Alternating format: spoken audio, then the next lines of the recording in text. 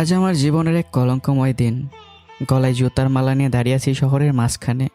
কে বিদ্রূপ করছে, কে মোবাইলে ভিডিও করছে, কেউ লাঠি দিয়ে আঘাত করছে, আবার কেউ সেই দৃশ্য দেখে আনন্দে হাসছে। আর মাঝখানে নির্বিকার মুখ নিয়ে দাঁড়িয়ে আছি আমি। হ্যাঁ, আমি সেই আব্রাহাম খান, যার নাম শুনলে বড় বড় ব্যবসায়ীদের গলা শুকিয়ে যায়, যার এক ইশারায় কোটি টাকার চুক্তি ভেঙে যেত, যার চোখের দিকে তাকিয়ে কথা বলার সাহস ছিল না কারো। আর সেই মানুষটার গলায় জুতোর মালা, চারদিক থেকে ভেসে আসছে মানুষের গুঞ্জন। ওইটা কি সত্যি ইলহাম? অসম্ভব। আবরাম খান ইলহামের এই অবস্থা কে করলো? লোকটা কি এমন অপরাধ করেছে যাকে দেখে সবাই কাঁপছে? আজ তাকেই রাস্তার কুকুরের মতো পিটানো হচ্ছে, তাও নিজ পরিবারের মানুষ মিলে। প্রতিটি শব্দ ছুরির মতো এসে বিচ্ছিল আমার শরীরে, কিন্তু তার চেয়ে ভয়ঙ্কর ছিল আমার নীরবতা। আমি চুপ করেছিলাম, শুধু রক্তমাখা মুখে স্থির হয়ে দাঁড়িয়ে আমি ধীরে ধীরে চারপাশে দেখছিলাম। সেই চোখে অপমানের আগুন ছিল, ছিল ভয়ঙ্কর প্রতিশোধের প্রতীক্ষা। এদিকে খান ম্যানশনের বিশাল হলরুমে আমি হাঁটু গেড়ে বসে আছি। আমার দুই হাত শক্ত করে বাঁধা, ঠোঁটের কোণে জমে থাকা রক্ত শুকিয়ে কালচে হয়ে গেছে, তবু আমার চোখের দৃষ্টি এখনও তীক্ষ্ণ। সামনে দাঁড়িয়ে আছেন খান বাহাদুর, এই পরিবারের সবচেয়ে ক্ষমতাবান মানুষ উনি। বয়সের ভারে চুল সাদা হয়ে গেলেও কণ্ঠের কঠোরতা এখনও আগের মতোই ধারালো। তোকে নিজের রক্ত বলতে আজ আমার লজ্জা হচ্ছে ইলহাম। হলরুম নিস্তব্ধ। খান বাহাদুর আবার বললেন, এই মুহূর্তে তুই অরুমিতাকে ডিভোর্স দিবি। পাশ থেকে কান্না ভেজা গলায় ওরও বলে উঠল, দাদু, ডিভোর্স হয়ে গেলে আমাকে কে বিয়ে করবে? মেয়েটার কণ্ঠ কেঁপে উঠছিল, চোখ ভর্তি পানি নিয়ে এসে দাঁড়িয়ে আছে এক কোণে। এলোমেলো চুল, কাঁপতে থাকা ঠোঁট, অসহায় দৃষ্টি, দেখলেই মায়া লাগে। খান বাহাদুর কিছুক্ষণ চুপ থেকে বললেন, আকাশ তোকে বিয়ে করবে। সঙ্গে সঙ্গে সামনে এগিয়ে এলো এক যুবক, পরিপাটি পোশাক, ঠোঁটে ভদ্র হাসি। জি দাদু, আমার নাম আকাশ আহমেদ। আমার চল শক্ত হয়ে গেল। আমার চোখে এবার স্থির হলো আকাশ আর অরুর দিকে। সে চোখে এমন কিছু ছিল যেটা দেখে মুহূর্তেই অরুর বুক কেঁপে উঠল। আমি মনে মনে বললাম, আজকের এই অপমান আমি ফিরিয়ে দেব অরু, শুধু আসলে ফিরিয়ে দেব। পাশে দাঁড়িয়ে কাঁদছিল আমার মা রাশেদা খান, তার পাশে চোখ নামিয়ে দাঁড়িয়েছিলেন আমার বাবা ইব্রাহিম খান। নিজের ছেলের এই অপমান তারা সহ্য করতে পারছিলেন না, কিন্তু কিছু করার নেই। তার ছেলের অপরাধ, এমনি তার মুখ দিয়ে কোনো শব্দ বেরোচ্ছে না। অন্যদিকে অরুর মা সামিরা খানের ঠোঁটের কোণে চাপা তৃপ্তি, আর অরুর বাবা মাথা নিচু করে দাঁড়িয়েছিলেন, চোখ ভর্তি জল নিয়েও কিছু বলার সাহস পাচ্ছিলেন না। খান বাহাদুর টেবিল থেকে কিছু কাগজ এগিয়ে দিলেন। এখানে সই কর ইলহাম। আমি নিচু গলায় বললাম, কিসের কাগজ? খান বাহাদুর গরম চোখে বললেন, খান গ্রুপে তোর যত শেয়ার আছে সব বিক্রি করে দেওয়া হয়েছে। তোর অ্যাকাউন্টে 2000 কোটি টাকা পাঠানো হয়েছে। আর বাকি কাগজটা তোর আর অরুমিতার ডিভোর্স পেপার। কয়েক সেকেন্ড নীরব রইলাম, তারপর ধীরে ধীরে কলম তুলে নিলাম। একবারও কারো দিকে না তাকিয়ে সব কাগজে সই করে দিলাম। পুরো হলরুম নিস্তব্ধ। সই শেষ করে আমি মাথা তুলে তাকালাম। আমার কণ্ঠ শান্ত, কিন্তু সেই শান্ত কণ্ঠের ভেতরে লুকিয়ে ছিল ঝড়। এসবের উত্তর আমি একদিন ফিরিয়ে দেবই। ঠিক তখনই বাইরে পুলিশের গাড়ির সাইরেন শোনা গেল। কয়েকজন অফিসার ভেতরে ঢুকে আমার হাতে হ্যান্ডকাপ পরিয়ে দিল। খান বাহাদুর কঠিন গলায় বললেন, অফিসার, এই ছেলেটা আমার বংশের সবচেয়ে বড় কলঙ্ক, যেন জেল থেকে বের হতে না পারে। তার অ্যাকাউন্টে 2000 কোটি টাকা আছে, তা দিয়ে সেখানে পাপের ফল ভোগ করবে আর সে টাকা উড়াবে। আমি নির্দোষ। পুরো হলরুম কেঁপে উঠল। আর বিনা দোষে যে আমি শাস্তি পেয়েছি তার জন্য কাউকে ক্ষমা করব না। আমাকে সেখান থেকে নিয়ে যাওয়া হলো। দরজা বন্ধ হওয়ার সঙ্গে সঙ্গে ওরু হাওয়া করে কেঁদে উঠল। সে দৌড়ে গিয়ে খান বাহাদুরকে জড়িয়ে ধরল। দাদু, খান বাহাদুর নাতনির মাথায় হাত রেখে দীর্ঘ শ্বাস ফেললেন। সব আমার দোষ, তোকে আব্রাহামের সঙ্গে বিয়ে দিয়ে ভুল করেছি। ওরু কাঁদতে কাঁদতেই বলল, না দাদু, তোমার কোনো দোষ নেই, সব দোষ আমার কপালের। কিন্তু সত্যি কি দোষ ছিল আমার, নাকি এই ভয়ঙ্কর পতনের পেছনে লুকিয়ে ছিল আরও বড় কোনো ষড়যন্ত্র? চলুন ফিরে যাওয়া যাক কয়েক মাস আগে, যখন আমি ছিলাম খান সাম্রাজ্যের অপ্রতিরোধ্য রাজা। সকালটা ঠিক 8:20। খান ম্যানশনের বিশাল ডাইনিং হল জুড়ে অদ্ভুত এক চাপা নীরবতা। কাজের লোকেরা মাথা নিচু করে এদিক ওদিক ছুটছে, কারো মুখে কথা নেই, যেন পুরো বাড়িটা কোনো অদৃশ্য আতঙ্কে ঢেকে আছে। আর সেই আতঙ্কের নাম আব্রাহাম খান ইলহাম, মানে আমি। কালো শার্টের হাতা ভাঁজ করতে করতে সিঁড়ি বেয়ে নিচে নামলাম। লম্বা দেহ, তীক্ষ্ণ চোয়াল, কপালে বিরক্তির ভাঁজ। আমার উপস্থিতিতেই যেন চারপাশের বাতাস ভারী করে দেয়। ডাইনিং টেবিলের সামনে এসে থামতে আমার চোখ গেল খালি টেবিলের দিকে। নাস্তা এখনও আসেনি। মুহূর্তের মধ্যে আমার চোখের রং বদলে গেল। প্রচণ্ড শব্দে টেবিলে ঘুষে মারতেই পুরো হলরুম কেঁপে উঠল। সবার খুব ভালো করেই জানা আমি সকাল 8:30 অফিসে বের হই। তাহলে এখনও নাস্তা রেডি হয়নি কেন? কাজের মেয়েটা ভয়ে কেঁপে উঠল। একজন তো ট্রে হাতে দাঁড়িয়ে প্রায় কেঁদেই ফেলল। আমি কি এই বাড়িতে একবার কথা বলি? পুরো বাড়ি নিস্তব্ধ। ঠিক তখনই ধীর পায়ে ভেতরে ঢুকলেন খান বাহাদুর। সাদা পাঞ্জাবি, হাতে লাঠি, অথচ চোখে মুখে এখনো সে পুরনো কর্তৃত্ব। তিনি ভুরু কুঁচকে বললেন, ইলহাম, তোর চেঁচামেচি আমার একদম পছন্দ না। এক মুহূর্তেই আমার মুখের রাগ খানিকটা কমে গেল। এই পৃথিবীতে আমি যদি কাউকে সত্যিকারে সম্মান করি, তবে সে মানুষটা হচ্ছে এই খান বাহাদুর। খান বাহাদুর আবার বললেন, ওরাও মানুষ, মাঝে মাঝে একটু দেরি হতেই পারে। আমি শান্ত হওয়ার চেষ্টা করলাম। তারপর নিচু গলায় বললাম, দাদু তুমি জানো আমি বাইরের খাবার খেতে পারি না, তাই রাগ হয়ে গেছে। দাদু দীর্ঘ শ্বাস ফেলে বললেন, এই ছেলেটার রাগটা ভয়ঙ্কর, কিন্তু মনটা খারাপ না। নাস্তা শেষ করেই আমি দ্রুত বেরিয়ে গেলাম। গাড়ির দরজা খুলতে যাব, ঠিক তখনই ধাক্কা খেলাম কারো সঙ্গে। উফ! পিছনে পিছিয়ে গেল ওরও। তার হাতের জুসের গ্লাসটা মাটিতে পড়ে ভেঙে গেল মুহূর্তেই। আর পরের মুহূর্তেই আমার থাপ্পড়ে ওরুর মুখটা কেঁপে উঠল। দেখে চলতে পারিস না, রাবিশ! ওরুর চোখ ছলছল করে উঠল। গাল চেপে ধরে কাপা গলায় বলল, ইলহাম ভাইয়া, তুমি এমন কেন? আমি তো তোমার ছোট চাচাতো বোন, একটু আদর করে কথা বললেও তো পারো। এত ন্যাকামি আমার সহ্য হয় না, সরে যাও আমার সামন থেকে। এই বলে আমি গাড়িতে উঠে চলে আসলাম। ওরু কয়েক সেকেন্ড হতভম্ব হয়ে দাঁড়িয়ে রইল। তারপর ঠোঁট ফুলে বিড়বিড় করে বলতে লাগলো, শালা কন্ডার হনুমান একটা! আল্লাহ কি জন্মের সময় তোর মুখে করলা মেখে দিছে? ওই হারামজাদার মুখে একটুও হাসি নাই। আমার ছেলেকে গালি দেওয়া শেষ হলে এবার নাস্তা করতে আয়। পেছন থেকে ভেসে এলো রাশেদা খানের গলা। ওরু চমকে পিছনে তাকালো। আমার মা দুহাত বেঁধে দাঁড়িয়ে আছেন, ঠোঁটের কোণে চাপা হাসি। ওরু সঙ্গে সঙ্গে ভেবাচাকে খেয়ে গেল। বড় আম্মু, আমি আসলে ওভাবে। রাশেদা খান ভুরু তুললেন। হুম। ওর এবার নাটকে মুখ করে বলল, আমি শুধু ভাবছিলাম ইলহাম ভাইয়াকে জন্মের সময় মধুর বদলে করলার রস খাওয়ানো হয়েছিল নাকি। এক সেকেন্ড নীরবতা। তারপর রাশেদা খান এসে ফেললেন। আর ওরু মনে মনে হাঁপ ছেড়ে বাঁচল। এইদিকে আমি অফিসে ঢুকতেই পুরো খবরটা বিল্ডিংয়ে ছড়িয়ে পড়তে সময় লাগলো না। মুহূর্তের মধ্যে যেন পরিবেশ বদলে গেল। কিছুক্ষণ আগেই যে ফ্লোরে চাপা হাসি, ফিসফাস আর কিবোর্ডের অলস শব্দ ছিল, সেখানে এখন নীরবতা। সবাই মাথা নিচু করে কাজে ডুবে গেছে। কেউ কারো দিকে তাকাচ্ছে না। এমনকি পাশের সহকর্মীর সাথেও অপ্রয়োজনীয় একটা শব্দ বলার সাহস নেই কারো। কারণ এই অফিসে একটা কথাই প্রচলিত, ইলাম স্যার ভুল পছন্দ করেন না। কালো কোট গায়ে নিজের কেবিনে ঢুকলাম। আমার ভারী জুতোর শব্দে যেন করিডোর জুড়ে আতঙ্ক ছড়িয়ে দিচ্ছিল। কেবিনে ঢুকেই আমি ফাইল টেবিলে ছুঁড়ে রেখে বললাম, আজ বিকাল 4টায় মিটিং, সবাই প্রস্তুত থাকবে। শুধু একটা বাক্য, আর তাতেই পুরো অফিসে আতঙ্কে নেমে এলো। কারো মুখ শুকিয়ে গেল, কারো হাত কাঁপতে লাগলো। কারণ আমার মিটিং মানেই ভুল করলে অপমান নিশ্চিত। তবু আমি মানুষটা অমানুষ না। আমার কোম্পানির বেতন শহরের সবচেয়ে বেশি। কোনো কর্মচারীর পরিবারের সমস্যা হলে সবার আগে সাহায্যের হাত বাড়িয়ে দিই। কারো সন্তান অসুস্থ, কারো বাবার অপারেশন, কারো বোনের বিয়ে, নিঃশব্দে সব দায়িত্ব নিই আমি নিজে। তাই মানুষ আমাকে ভয় পায় ঠিকই, কিন্তু ঘৃণা করতে পারে না। রাত প্রায় 8টা। অফিস শেষে গাড়ি চালিয়ে ফিরছিলাম। শহরের ব্যস্ত রাস্তা পেরিয়ে গাড়িটা যখন লেক পাড়ের পার্কের সামনে এলো, ঠিক তখনই আমার চোখ আটকে গেল। গাড়ির গতি ধীর হয়ে গেল। পার্কের এক কোণে দাঁড়িয়ে আছে ওরু, আর তার সামনে এক ছেলে। পর মুহূর্তেই ছেলেটা ওরুর ঠোঁটে ঠোঁট ছুঁয়ে দিল। সময় যেন থেমে গেল। আমার চোখের মনি সংকুচিত হয়ে এলো।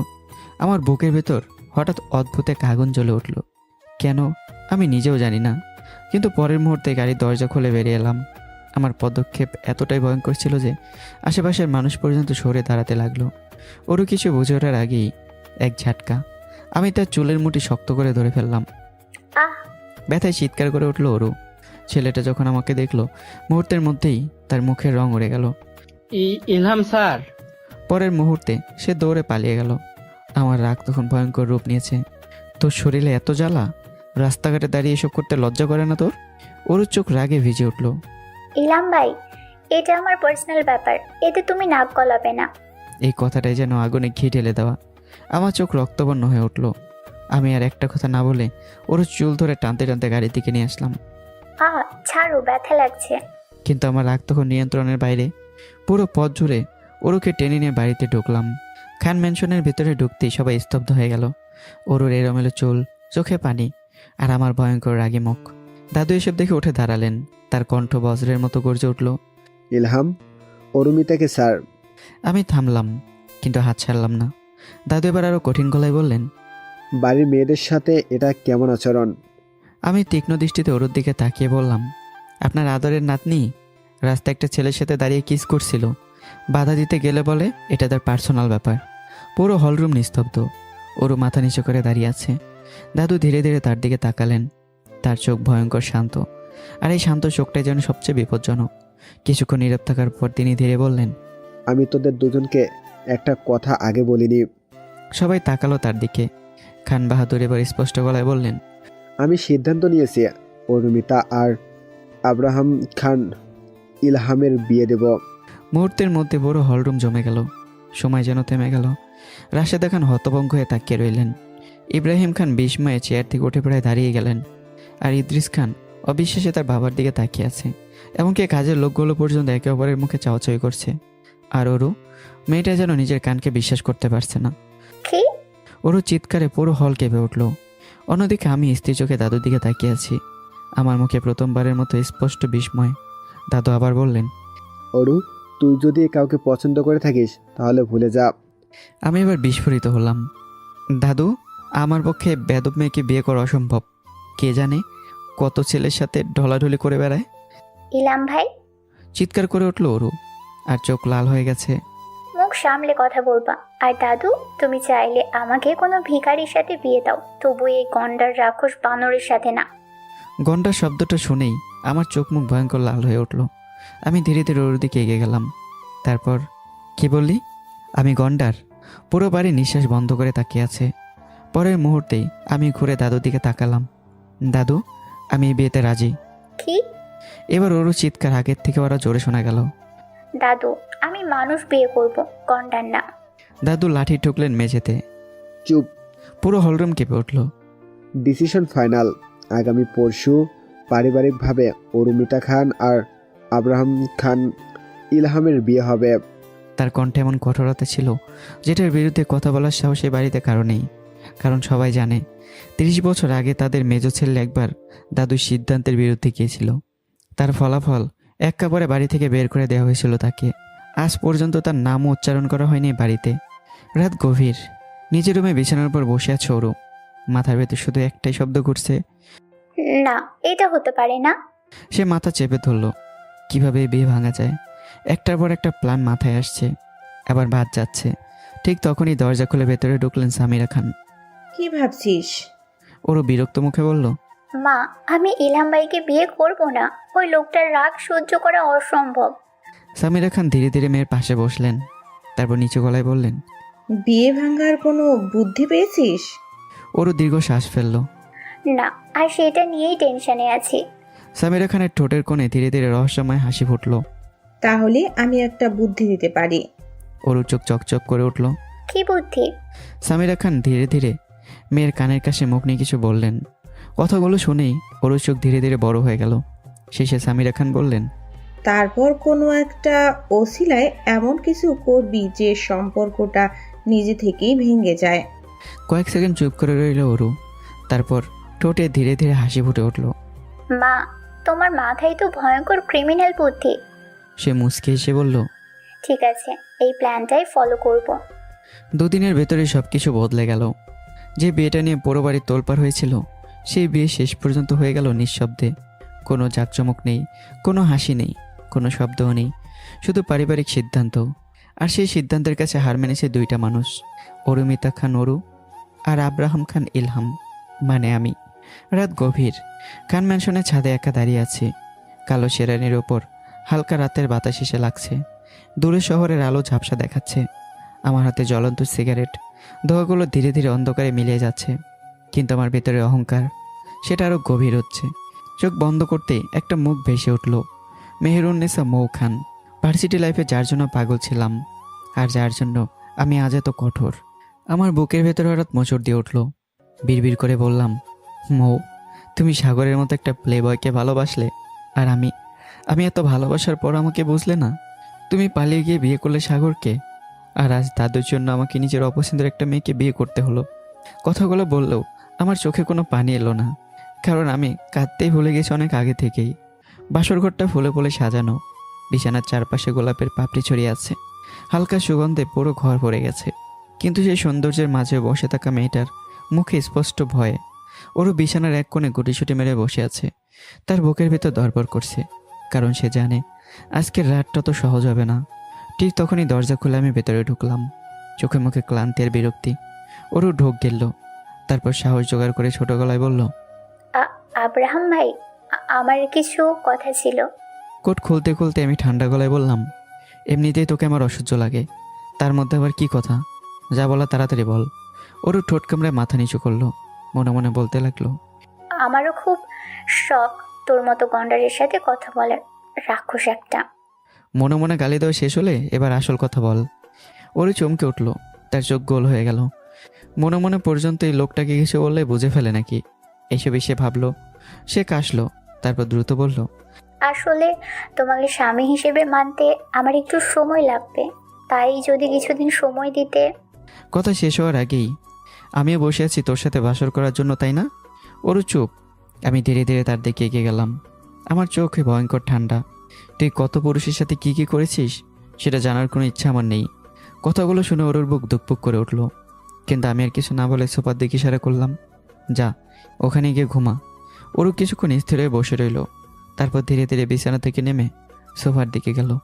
কিন্তু যাওয়ার সময়ও তার মাথার ভেতর শুধু একটাই কথা ঘুরছিল। আর ঠিক তখনই আমি জানালার পাশে দাঁড়িয়ে অন্ধকারের দিকে তাকিয়েছিলাম, আর চোখে রাগ ছিল আমার, অপছন্দ ছিল, আর কোথাও গভীরে চাপা এক ভাঙ্গাচোরা অতীত। অন্ধকার জেলখানার স্যাঁতস্যাঁতে কক্ষে দেয়ালে হেলান দিয়ে বসে আছি। লোহার গড়াদের ফাঁক দিয়ে আসা তীক্ষ্ণ আলো আমার মুখের উপর পরে অদ্ভুত ছায়া তৈরি করছে। চোখের নিচে ক্লান্তির কালচে দাগ, তবু আমার দৃষ্টির ধার এখনও কমেনি। আমার সামনে বসে আছে জেলের পুরনো কয়েদি, সবাই যাকে দাদাভাই নামে চেনে। শহরের ভয়ঙ্কর সব অপরাধীরাও মানুষটার নাম শুনে সমীহ করে কথা বলে। এত সময় ধরে তাকে জেলখানায় আসার গল্প বলছিল। দাদাভাই ধীরে ধীরে সিগারেটে ধোঁয়া ছাড়ল, তারপর আমার দিকে তাকিয়ে বলল, তাহলে তুমি সেই আব্রাহাম খান ইলহাম, যার নাম শুনে আমাদের মতো গুন্ডারা ভয় কেঁপে ওঠে। দাদাভাই ঠোঁটে অদ্ভুত হাসি ফুটল। সত্যি কথা বলতে কি, তোমাকে সামনে থেকে দেখার খুব ইচ্ছে ছিল, কিন্তু এই অবস্থায় দেখবো সেটা কখনো ভাবিনি। আমি মৃদু হাসলাম, সেই হাসির ভেতর তিক্ততা ছিল। দাদাভাই, কিছু জিনিস ভাগ্যে লেখা থাকে। দাদাভাই মাথা নেড়ে বলল, তুমি চাইলে তো জামিন নিয়ে বের হয়ে যেতে পারো। টাকার অভাব নেই আমার, কিন্তু একজন জামিনদার লাগবে, আর বাইরে থেকে সব ব্যবস্থা করার মানুষও দরকার। আমি কয়েক সেকেন্ড থামলাম, তারপর আবার বললাম, আগের উকিলকেও দাদু নিষেধ করে দিয়েছে। দাদাভাই এবার হেসে উঠল। আমি কাল সকালে জামিন বের হব, তারপর তোমার জামিন আমি করব। আমি মাথা তুললাম। দাদাভাই এবার চোখ সরু করে তাকালো। তবে তার আগে তোমার পুরো ঘটনা শুনতে হবে। সে ধীরে ধীরে সামনে ঝুঁকলো। আব্রাহাম খান ইলহাম, যার নাম শুনে আমাদের মতো গুন্ডারাও হিসাব করে চলতো। বড় বড় এমপি মন্ত্রীরা কথা বলার আগে 10 বার ভাবতো। তার কণ্ঠ ভারী হয়ে উঠল। কয়েক মুহূর্ত চুপ হয়ে রইলাম, তারপর ধীরে ধীরে বললাম, সব কিছু শুরু বিয়ের পর থেকেই। বিয়ের পর একই ঘরে থাকলেও আলাদা জগতে বাস করতাম। ওর ঘুমাতো সোফায় আর আমি বিছানায়। দুজনের মাঝে ছিল শুধু দূরত্ব আর ছিল অপছন্দ। দিনগুলো এভাবেই কেটে যাচ্ছিল। এক সপ্তাহ পর ভার্সিটির সামনে দাঁড়িয়ে আছে ওরও। ঠিক তখনই তার সামনে এসে থামলো সাগর। ছেলেটার চোখে অস্থিরতা। তুমি কি সত্যি বিয়ে করেছো? ওরও দীর্ঘ শ্বাস ফেললো। হ্যাঁ, কিন্তু আমার কোনো উপায় ছিল না। সে চারপাশে দেখে নিচু গলায় বলল, তুমি ভয় পেও না, আমি আমার স্বামীকে আমাকে টাচ করতে দিইনি, আর দিবও না। সাগর হতভম্ব হয়ে তাকালো। কি বলছো তুমি? সাগর ফিসফিস করে বলল, একটা পুরুষ মানুষ তার পাশে নিজের বউকে পেয়ে শুয়ে দেখবে না? সে কি হিজড়া নাকি? ওরও বিরক্ত মুখেই বলল, ধুর, হিজড়া না, সে আব্রাহাম ভাই। তারপর হঠাৎ থেমে গেল। চোখে চিকচিক করে উঠল অন্যরকম ভাবনা। তবে তোর এই হিজলা কথাটা আমার কাজে লাগতে পারে। সাগরের মুখ ফ্যাকাশে হয়ে গেল। দূর, তোর কাজ মানে কি? ওই আব্রাহাম খানকে দেখলেই আমার হাঁটু কাঁপে। সে আতঙ্কিত গলায় বলল, আগে তুমি তার চাচাতো বোন ছিলে, এখন বউ কিছু টের পেলে আমাকে মেরে ফেলবে। ওরও ঠোঁট বাঁকিয়ে বলল, একদম চুপ, ভয় পাওয়ার কিছু নেই। তুমি শুধু আমার কথা মতো চলবে। সময় গড়াতে লাগলো। 1 মাস, 2 মাস, 3 মাস। এই 3 মাসে ওর খুব হিসেব করে চলেছে। ইচ্ছে করেই আমার সামনে কম আসতো সে, আর আসলেও ভীতু নিরীহ মুখ করে থাকতো, কিন্তু ভেতরে ভেতরে সে অন্য খেলা খেলছিল। একদিন ব্যবসায়িক কাজে বিদেশ যাওয়ার জন্য বের হচ্ছিলাম। গাড়ি সিগন্যালে থামতেই আমার চোখ গিয়ে আটকালো রাস্তার ওপাশে। সাগরের বাইকের পেছনে বসে আছে অরু। শুধু বসে না, দুহাত দিয়ে সাগরকে শক্ত করে জড়িয়ে ধরে আছে। আমার চোখ মুহূর্তেই কঠিন হয়ে উঠল, আমার চল শক্ত হয়ে উঠল। মনে মনে বললাম, বিদেশ থেকে ফিরে এসে তোকে ঠিক করব। বিয়ে হওয়ার পর এইসব করার সাহস হয় কীভাবে? ওর স্পষ্ট দেখছিল আমি তাকিয়ে আছি, তবুও সে না দেখার ভান করলো, বরং আরো শক্ত করে সাগরকে জড়িয়ে ধরলো। দুদিন পরে সন্ধ্যায় দাদু ধীরে ধীরে অরুর রুমের দিকে আসছিল। ঠিক তখনই ভেতর থেকে বেশি হলো অরুর কণ্ঠ। মা, আব্রাহাম ভাইয়ের মেয়েদের প্রতি কোনো ফিলিংস নেই? দাদু থেমে গেলেন। ভেতর থেকে সামিরা খানের গলা শোনা গেল। মানে? অরু নিচু গলায় বলল, ওনার ছেলেদের প্রতি ফিলিংস? কয়েক সেকেন্ড নীরবতা, তারপর সামিরা খান বিস্ময়ের অভিনয় করে বললেন, তার মানে ইলহাম সহকামী? অরু দীর্ঘ শ্বাস ফেলল। মা, আমি কিছুদিন আগেই জানতে পেরেছি। তার কণ্ঠ এবার কেঁপে উঠল। আমি এসবের প্রতিবাদ করলে তার এক পার্টনার আমাকে ধর্ষণও করেছে। বাইরে দাঁড়িয়ে থাকা দাদুর হাত কেঁপে উঠল। ওরা আবার বলল, ওরা বলেছে এইসব কাউকে বললে আমাকে মেরেই ফেলবে। এবার সামিরা খান বললেন, তাহলে এসব তোর দাদুকে বল। না মা, দাদু কষ্ট পাবে। ওর গলায় কান্না মিশে গেল। হঠাৎই জোরে দরজা খুলে ভেতরে ঢুকলেন দাদু। তার চোখ রক্তবর্ণ। তুই না বললেও আমি সব শুনে ফেলেছি। ওরও ভয়ের তো মুখে উঠে দাঁড়ালো। দাদু ভারী গলায় বললেন, এখন শুধু এটা বল, তুই যে ছেলেকে পছন্দ করিস সে তোকে বিয়ে করবে তো? ওরও নিচু মাথায় বলল, হ্যাঁ দাদু, করবে, কিন্তু আমি কোনো ঝামেলা চাই না। দাদু লাঠি শক্ত করে ধরলেন। তার কণ্ঠে জমে উঠল ভয়ঙ্কর রাগ। ঝামেলা হবেই। তিনি দাঁত চেপে বললেন, ইলহামকে তার যোগ্য শাস্তি আমি দেব। কিছুক্ষণ থেমে আবার বললেন, আজও ফিরবে। তুই তোর কাছে থাকা সব প্রমাণ প্রস্তুত রাখ। এই বলে তিনি বেরিয়ে গেলেন। দরজা বন্ধ হওয়ার শব্দটা মিলিয়ে যেতেই কয়েক সেকেন্ড নীরবতা। তারপর ওর আর সামিরা খান একে অপরের দিকে তাকিয়ে হেসে উঠল। ধীরে ধীরে সেই হাসি অট্টহাসিতে পরিণত হলো, কারণ সব কিছুই ছিল ওই মা মেয়ের সাজানো খেলা। রাত প্রায় 10:30।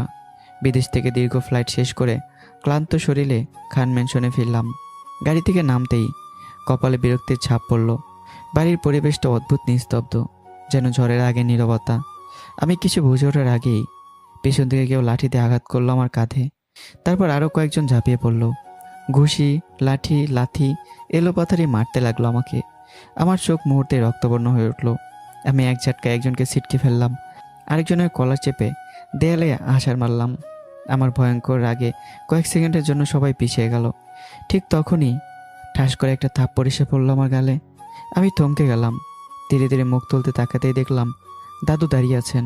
তার চোখে জ্বলছে ভয়ঙ্কর ঘৃণা। আমার বুক ধুকপুক করে উঠল। আমি বুঝে গেলাম আজকে সব কিছু আমার দাদুর নির্দেশেই হচ্ছে। এরই মধ্যে বাড়ির সবাই নিচে চলে এসেছে। ইব্রাহিম খান ছুটে এসে চিৎকার করে বললেন, বাবা, আপনি আমার ছেলেকে মারছেন কেন? আব্বা, কি হয়েছে? দাদু বর্জ্য কণ্ঠে গর্জে উঠলেন, তোমাদের ছেলে সমকামিতার সাথে জড়িত। মুহূর্তেই পুরো হলরুম নিস্তব্ধ হয়ে গেল। কারো নিঃশ্বাস পর্যন্ত শোনা যাচ্ছে। তোমাদের ছেলের সাথে? সি! দাদুর কণ্ঠ রাগে কাঁপছে। তিনি চোখ বন্ধ করে ঘৃণায় মুখ ঘুরিয়ে নিলেন। এসব মুখে আনতেও আমার ঘৃণা হচ্ছে।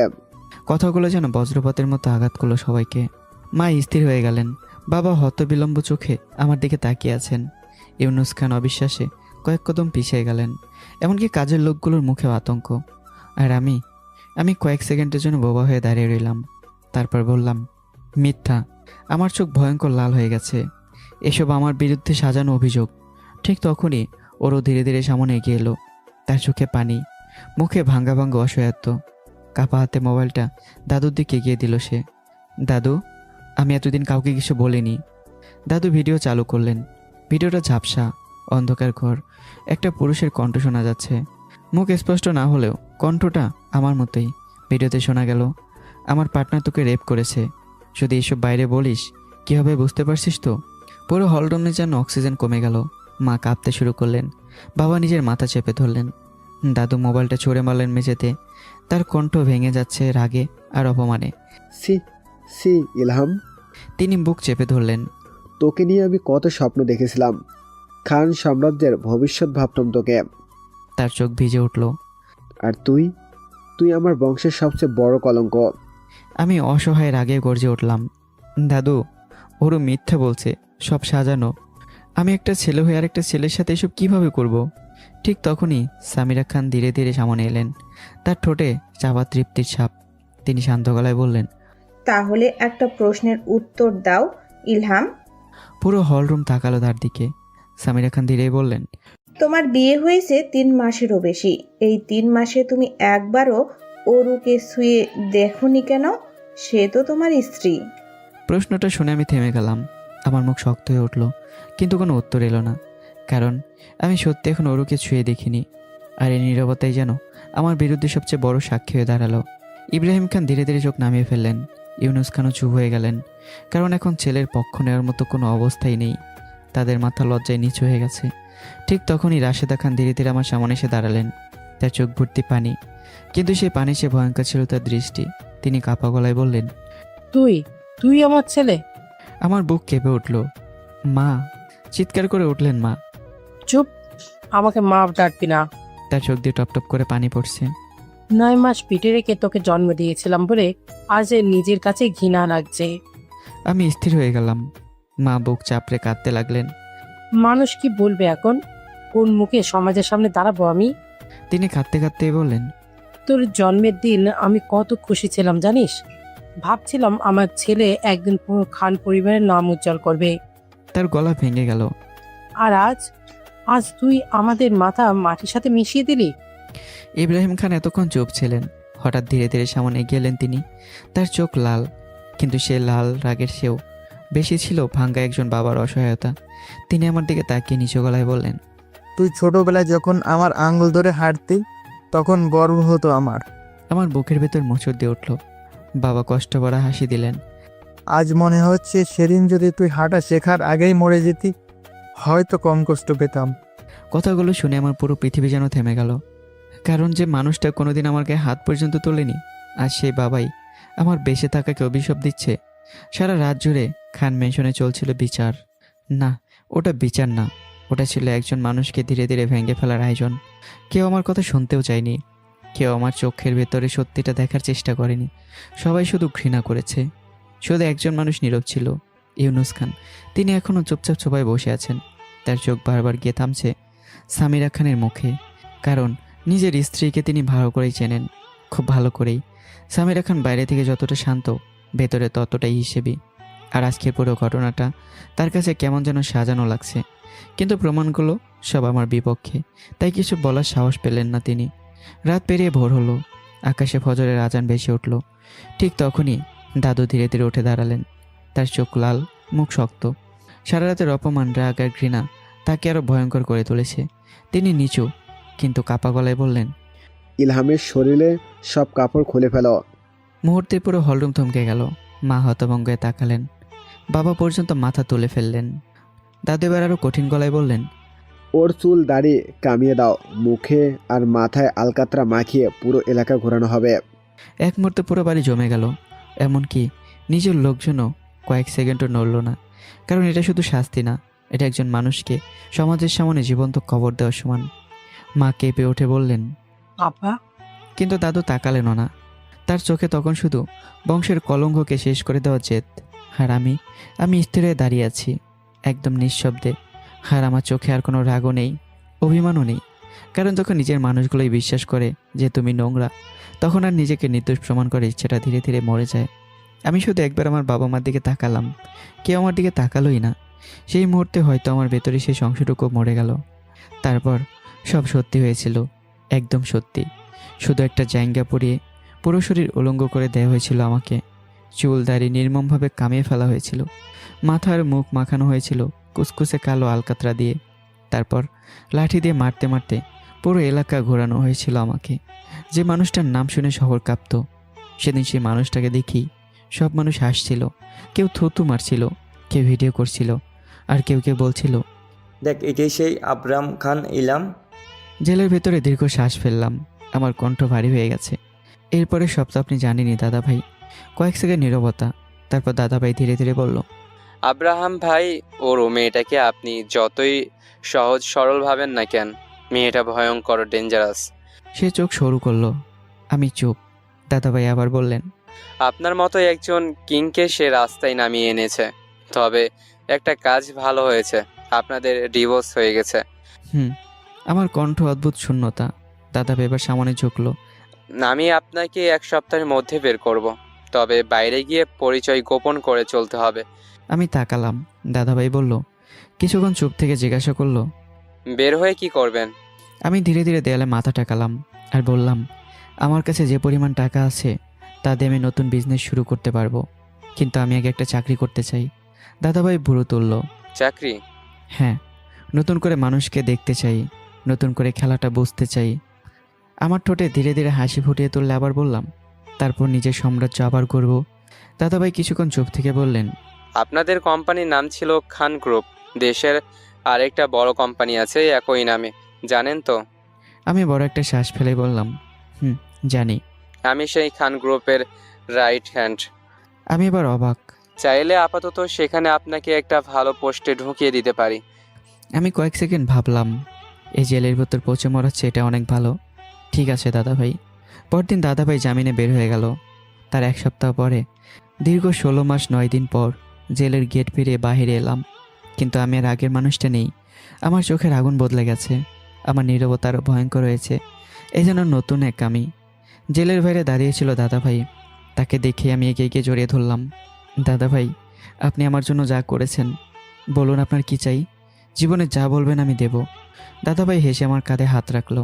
এখন কিছু লাগবে না, যখন লাগবে চেয়ে নেব। তারপর একটা ফাইল এগিয়ে দিল। এই নিন নতুন পরিচয়ের কাগজ।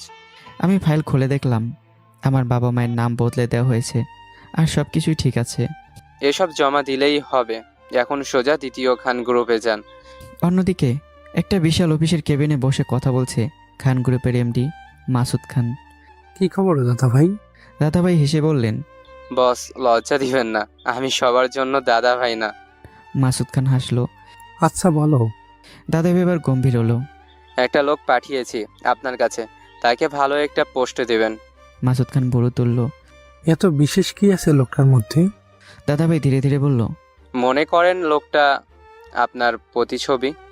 সে কয়েক সেকেন্ডে থামলো, তারপর নিচু গলায় বলল, হয়তো আপনার থেকেও বেশি কিছু। মাসুদ খান কয়েক সেকেন্ড চুপ করে রইল, তারপর ঠোঁটে আগ্রহের হাসি ফুটে উঠল। তাহলে তো লোকটাকে আমার খুব দরকার। অন্যদিকে আমাকে জেলখানায় পাঠানোর পর সেদিন রাতে খান ম্যানশনের একটা রুমে ভেসে উঠছিল অট্টহাসির শব্দ। ওরা বিছানার উপর বসে হেসেই চলেছে, তার চোখে মুখে ভয়ঙ্কর তৃপ্তি। মা, আমি কখনো কল্পনাও করি নাই আব্রাহাম ভাইকে এভাবে জব্দ করতে পারবো। হাসতে হাসতে সে বলল, আমি তো ভয়ে থরথর করে কাঁপছিলাম। যদি প্ল্যান এদিক ওদিক হয়ে যেত, তাহলে আব্রাহাম ভাই আমাকে সত্যিই শেষ করে ফেলতো। সামিরা খান ঠোঁটে সন্তুষ্টির হাসি টেনে মেয়ের মাথায় হাত বুলিয়ে দিলেন। যাই হোক, আপদ বিদায় হয়েছে। তার চোখ চকচক করে উঠল। এখন পুরো খান বাড়ির মালিক তুই। কিছুক্ষণ থেমে নিচু গলায় বললেন, আর তোর দাদা ইলহামের শেয়ারের জন্য 2000 কোটি টাকাও দিয়ে দিয়েছে। অরুর ঠোঁটে ধীরে ধীরে লোভী হাসি ফুটে উঠল। সেই হাসির ভেতর আর আগে সরল অরুকে খুঁজে পাওয়া গেল না। সময় কেটে গেল 1 মাস, 6 মাস, 1 বছর। 16 মাস 9 দিন পর জেল থেকে বেরিয়ে এসেছি আমি, তা অরু জানে না। অন্যদিকে দ্বিতীয় খান গ্রুপের বিশাল অফিস বিল্ডিংয়ের সামনে দাঁড়িয়ে আছি আমি। নতুন পরিচয়ে, নতুন জীবন। তবু আমার চোখের ভেতরে আগুনটা আগের মতো ভয়ঙ্কর। রিসেপশন পেরিয়ে আমি সরাসরি এমডির কেবিনে ঢুকলাম। ভেতরে বসেছিলেন মাসুদ খান। এই মানুষটার ব্যক্তিত্বে আলাদা, চোখের তীক্ষ্ণতা, কণ্ঠে কৃতজ্ঞ। তিনি আমার দিকে কয়েক সেকেন্ড তাকিয়ে রইলেন, তারপর হালকা হেসে বললেন, ও তুমি তাহলে সেই লোক যাকে দাদা ভাই আমার প্রতিচ্ছবি বলেছে, এমনকি আমার চেয়েও বেশি কিছু। আমি শান্ত দৃষ্টিতে তাকিয়ে রইলাম। মাসুদ খান পাশের চেয়ার দেখিয়ে বললেন, বসো, আমি ডাক্তারের সাথে কিছু কথা শেষ করে তোমার সাথে কথা বলছি। আমি চুপচাপ গিয়ে পাশে বসে পড়লাম। ঠিক তখনই সামনে বসা ডাক্তার বললেন, মিস্টার মাসুদ খান, আপনার মেয়ের সমস্যাটা বুঝতে হলে আগে জানতে হবে যে এত ডিপ্রেশন গেল কেন। মাসুদ খান চোখের দৃষ্টি বদলে গেল। গভীর দীর্ঘশ্বাস ফেলে তিনি বললেন, সবকিছুর শুরু একটা ছেলেকে দিয়ে। আমি নীরবে শুনছি, আর গল্পটা ধীরে ধীরে ফিরে যাচ্ছে অতীতে। মেহেরুন্নেসা মৌ খান এই গল্পের সবচেয়ে গুরুত্বপূর্ণ নারী। সৌন্দর্য, সরলতা আর অভিজাত ব্যক্তিত্ব সব মিলে যখন অন্যরকম একটা মেয়ে। যার রূপে স্বাদ ও লজ্জা পায়। কিন্তু সেই মানুষটাই একদিন ভালোবেসেছিল ভুল মানুষকে। সেদিন রাতেই পালিয়ে বিয়ে করেছিল মৌ আর সাগর।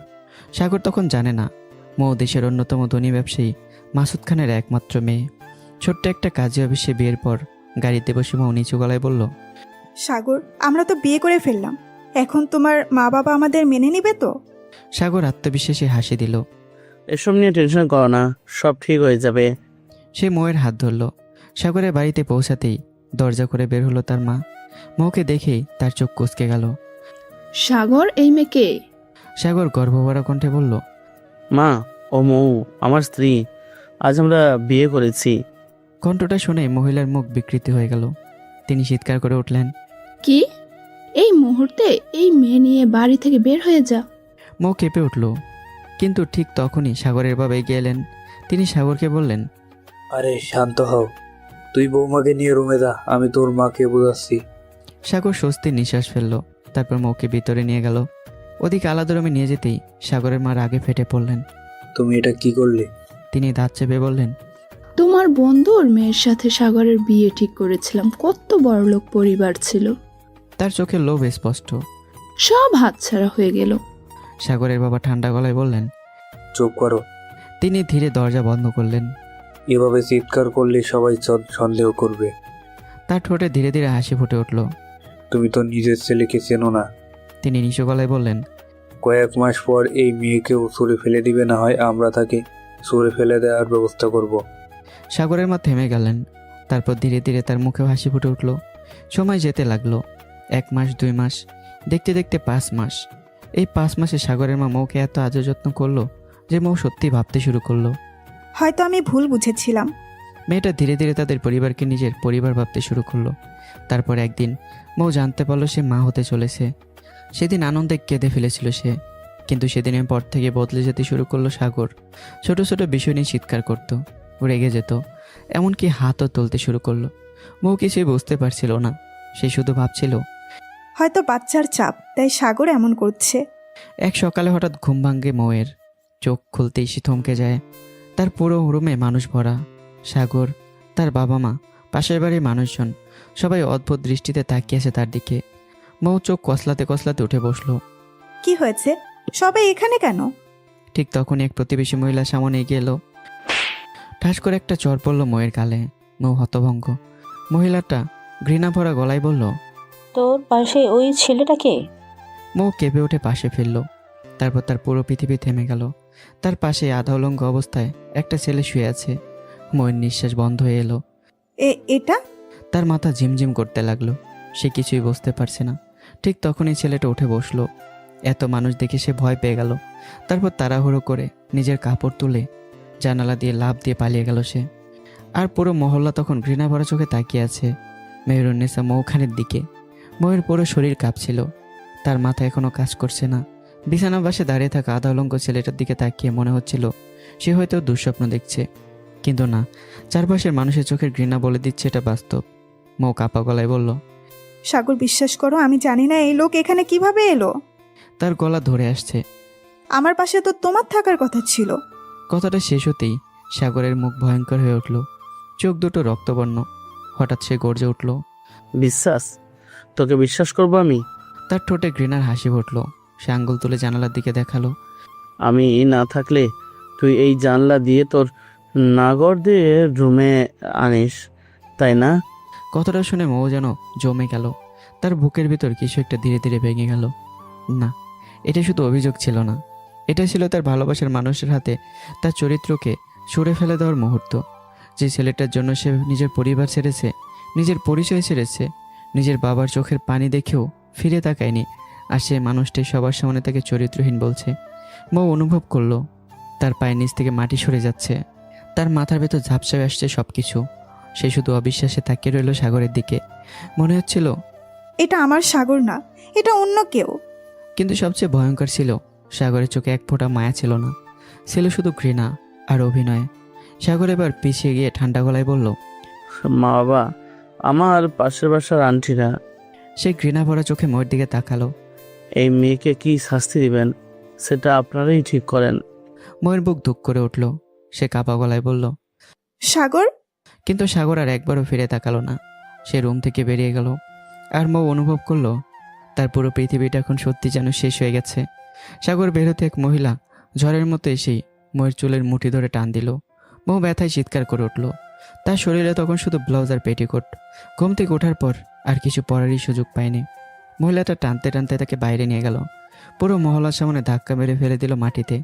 চারপাশে তখন অসংখ্য মানুষ, সবার চোখে ঘৃণা, অবজ্ঞা, নোংরা কৌতূহল। সাগরের মা সামনে এসে নাটকীয় গলায় বলল, দেখেন সবাই, আমার ছেলের চরিত্রহীন বউ। স্বামী রাতে বাইরে থাকলে নিজের নাগরকে জানালা দিয়ে রুমে নিয়ে আসে। তিনি আঙ্গুল তুলে মৌকে দেখালেন। তার কণ্ঠ আরও উঁচু হলো। কথাগুলো শুনে মৌয়ের মাথা নিচু হয়ে গেল। তার মনে হচ্ছিল এই মুহূর্তে যদি মাটি ফেটে যেত তাহলে সে লুকিয়ে পড়তো। লজ্জা মানুষকে কতটা মেরে ফেলতে পারে সেদিন প্রথম বুঝেছিল মৌ। তার ইচ্ছে করছিল নিজেকে শেষ করে দিতে, কিন্তু তার কাপা হাত ধীরে ধীরে গিয়ে থামলো নিজের পেটের উপর। না, সে একা না, তার ভেতরে আছে আর একটা প্রাণ, তার সন্তান। এই একটা চিন্তায় তাকে বাঁচিয়ে রাখলো। চারপাশের মানুষ তখন থুতু ছুটছে। কেউ বলছে, ছি, এমন মেয়েকেও মানুষ বলে? কেউ আবার এগিয়ে এসে জুতো দিয়ে আঘাত করছে। মৌ দু হাতে নিজের শরীর ঢাকার চেষ্টা করছে, কিন্তু পারছে না। তার চোখ দিয়ে শুধু অনবরত পানি ঝরছে। একসময় সাগরের মা আর দুজন মহিলা তাকে মারতে মারতে পুরো এলাকার বাইরে নিয়ে যেতে লাগলো। কেউ একবারও ভাবলো না মেয়েটা গর্ভবতী। কেউ একবারও ভাবলো না তার শরীরে ব্লাউজ আর পেটিকোট ছাড়া আর কিচ্ছু নেই। মানুষ কখনো কখনো পশুর চেয়েও নিষ্ঠুর হয়ে যায়। রাস্তার মাঝখানে হঠাৎ সাগরের মা থামলো। তার চোখে তখন ভয়ঙ্কর বিদ্বেষ। সে সুযোগ বুঝে সজোরে একটা লাথি মারল মৌয়ের পেটে। মৌ বিকট চিৎকার করে উঠল। মুহূর্তেই তার শরীর কুঁকড়ে গেল। তারপর ধীরে ধীরে নিস্তেজ হয়ে মাটিতে লুটিয়ে পড়ল সে। আর তার পায়ের নিচে ছড়িয়ে পড়তে লাগলো লাল রক্ত। এবার বর্তমান। মাসুদ খান দীর্ঘ শ্বাস ফেললেন। তার চোখের কোণে জমে থাকা পানি তিনি লুকোনোর চেষ্টা করলেন। পাশে বসে থাকা আমি স্থির হয়ে গেছি। মৌ নামটা শুনে আমার বুকের ভেতর কেমন অদ্ভুত ঝাঁকুনি লাগলো। এটা আমার সেই ভার্সিটি জীবনের মৌ না তো? প্রথমে পরিচিত মনে হলেও পরে নিজেকে বোঝালাম এই নামে তো অনেক মেয়ে আছে। তবুও মেয়েটার জন্য অদ্ভুত মায়া জন্মালো আমার। ডাক্তার চশমা খুলে টেবিলে রাখলেন। তিনি গম্ভীর গলায় বললেন, আপনার মেয়ে মূলত তার সাথে হওয়া অন্যায়, অপমান, তার সন্তান হারানো ট্রামা ভুলতে পারেন না। তাকে সময় দিতে হবে আর চেষ্টা করুন ভবিষ্যতে একটা ভালো ছেলের সাথে বিয়ে দিতে। যদি বিয়ে হয়, বাচ্চা হয়, তাহলে ভালো হবে। কিছুক্ষণ থেমে আবার বললেন, পাশাপাশি ওকে আপনার কোম্পানিতে একটা গুরুত্বপূর্ণ দায়িত্ব দিন। এতে ও ধীরে ধীরে স্বাভাবিক জীবনে ফিরতে পারবে। ব্যস্ত থাকলে পুরনো কথা মনে পড়বে না। মাসুদ খান নিচু গলায় বললেন, সে কি এই কোম্পানির দায়িত্ব নিতে পারবে? ডক্টর শান্তভাবে বলল, দেখুন মাসুদ সাহেব, আপনার তো আর কোনো সন্তান নেই। ভবিষ্যতে মৌকে আপনার পুরো ব্যবসা সামলাতে হবে। মাসুদ খান ধীরে মাথা নাড়লেন। ধন্যবাদ ডাক্তার। ডক্টর চলে যাওয়ার পর মাসুদ খান এবার আমার দিকে তাকালেন। তার ঠোঁটে হালকা হাসি। তিনি আগ্রহী চোখে তাকালেন। আসো ইয়াংমান, কাল থেকে তুমি আমার সাথে কাজ করবে। দেখি তোমার মধ্যে এমন কি আছে যেটার জন্য দাদাভাই তোমাকে আমার প্রতিশ্রুতি বলেছে। Thanks sir. তারপর কিছুটা ইতস্তত করে বললাম, স্যার কিছু মনে না করলে একটা কথা জিজ্ঞাসা করতাম। মাসুদ খান ভুরু তুললেন। অবশ্যই বলো। আপনার মেয়ের সাথে যারা এসব করেছে তাদের বিরুদ্ধে কি কিছু করেননি? মাসুদ খানের চোখ মুহূর্তে কঠিন হয়ে গেল। তার কণ্ঠ ঠান্ডা। তিনি ধীরে ধীরে বললেন, সাগরের মা বাবা এখন জেলে, কিন্তু সাগর? তার চোখে ভয়ঙ্কর আগুন জ্বলে উঠল। সাগর এখনো পলাতক, পুলিশ তাকে খুঁজছে। সময় ধীরে ধীরে বদলাতে লাগলো। খান মেনশনে এখন ওর অবস্থান অনেক শক্ত। আমি নেই, আমার ভয়ঙ্কর পরিস্থিতিও নেই। নেই আমার গর্জন। পুরো বাড়িটা যেন হালকা হয়ে গেছে। ওরও ধীরে ধীরে স্বাধীন হয়ে উঠেছে। আগে যে মেয়েটা আমার সামনে পড়লে ভয় পেত, এখন সেই মেয়ে খান পরিবারের ভবিষ্যৎ ক্ষমতার কেন্দ্রবিন্দু হয়ে উঠছে। কারণ খুব শীঘ্রই সে আমার জায়গা নিতে চলেছে। অন্যদিকে দ্বিতীয় খান গ্রুপে খুব অল্প সময়ে সবার নজরে পড়ে গেছে আমি। আমার কাজের গতি, সিদ্ধান্ত নেওয়ার ক্ষমতা, ব্যক্তিত্ব সব কিছুই ছিল আলাদা। সেদিন দুপুরে এমডি কেবিনে বসে মাসুদ খান কিছু ফাইল দেখছিলেন। হঠাৎ তিনি ফাইল বন্ধ করে আমার দিকে তাকালেন। ইলহাম। জি স্যার। তোমাকে একটা প্রজেক্ট দিচ্ছি। তিনি ফাইলটা এগিয়ে দিলেন। 1000 কোটি টাকার প্রজেক্ট। কথাটা শুনে কেবিনে বসা ম্যানেজারের মুখ বদলে গেল। মাসুদ খান আবার বললেন, তুমি প্রজেক্ট হ্যান্ডেল করবে। তারপর ম্যানেজারের দিকে তাকালেন। আর আপনি ইলহামকে সাহায্য করবেন। জি স্যার। ম্যানেজার মুখে হাসিয়ে নিয়ে বলল, কিন্তু ভেতরে ভেতরে তার চোখ জ্বলে উঠছে। মাসুদ খান তখনও বলছেন, ইলহাম, তুমি নতুন, এত বড় প্রজেক্ট একা সামলানো সহজ না, ম্যানেজারের সাহায্য নিও। কিন্তু আমি শান্ত গলায় বললাম, স্যার আমি প্রজেক্ট সামলাতে পারবো, তবে আমি এখনও পুরো অফিস স্টাফদের নিয়ে একটা মিটিং করতে চাই। মাসুদ খান ভুরু তুললেন। মিটিং? কিসের মিটিং? তার চোখে আগ্রহ। আগে মিটিং ডাকুন স্যার। মাসুদ খান কয়েক সেকেন্ড আমার দিকে তাকিয়ে রইল, তারপর ধীরে ধীরে হাসলেন। কিছুক্ষণ পর অফিসের বড় কনফারেন্স রুমে সব স্টাফ উপস্থিত। সবার মাঝখানে দাঁড়িয়ে আছি। কালো শার্টের হাতা গোটানো, চোখ দুটো অস্বাভাবিক শান্ত, কিন্তু সেই শান্তির ভেতরেই লুকিয়ে আছে ভয়ঙ্কর কর্তৃত্ব।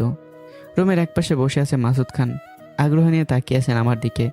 অন্যদিকে ম্যানেজার ঠোঁটে মুচকি হাসি ঝুলিয়ে বসে আছেন। তার পাশেই চামচা আতিক ফিসফিস করে বলল, ম্যানেজার স্যার, এই ব্যাপারটা প্রথম মিটিংয়েই শেষ। আর এখন সরাসরি 1000 কোটি টাকার প্রজেক্ট, দেখো। ঠিক তখনই আমি বলতে শুরু করলাম, হ্যালো এভরিওয়ান। আমার কণ্ঠ খুব জোরে না, তবুও পুরো রুম নিস্তব্ধ হয়ে গেল। আশা করি সবাই ভালো আছেন। আমাদের এমডি স্যার আমাকে 1000 কোটি টাকার একটা প্রজেক্ট দিয়েছেন। কথাটা শুনে সবাই নড়ে চড়ে বসলো। এত বড় প্রজেক্ট সাধারণত সিনিয়রও পায় না। আর ভাবলো এই নতুন ছেলে সরাসরি পেয়ে গেছে। তখন আমি আবার বললাম, এই প্রজেক্টে আপনাদের সহযোগিতা আমার প্রয়োজন।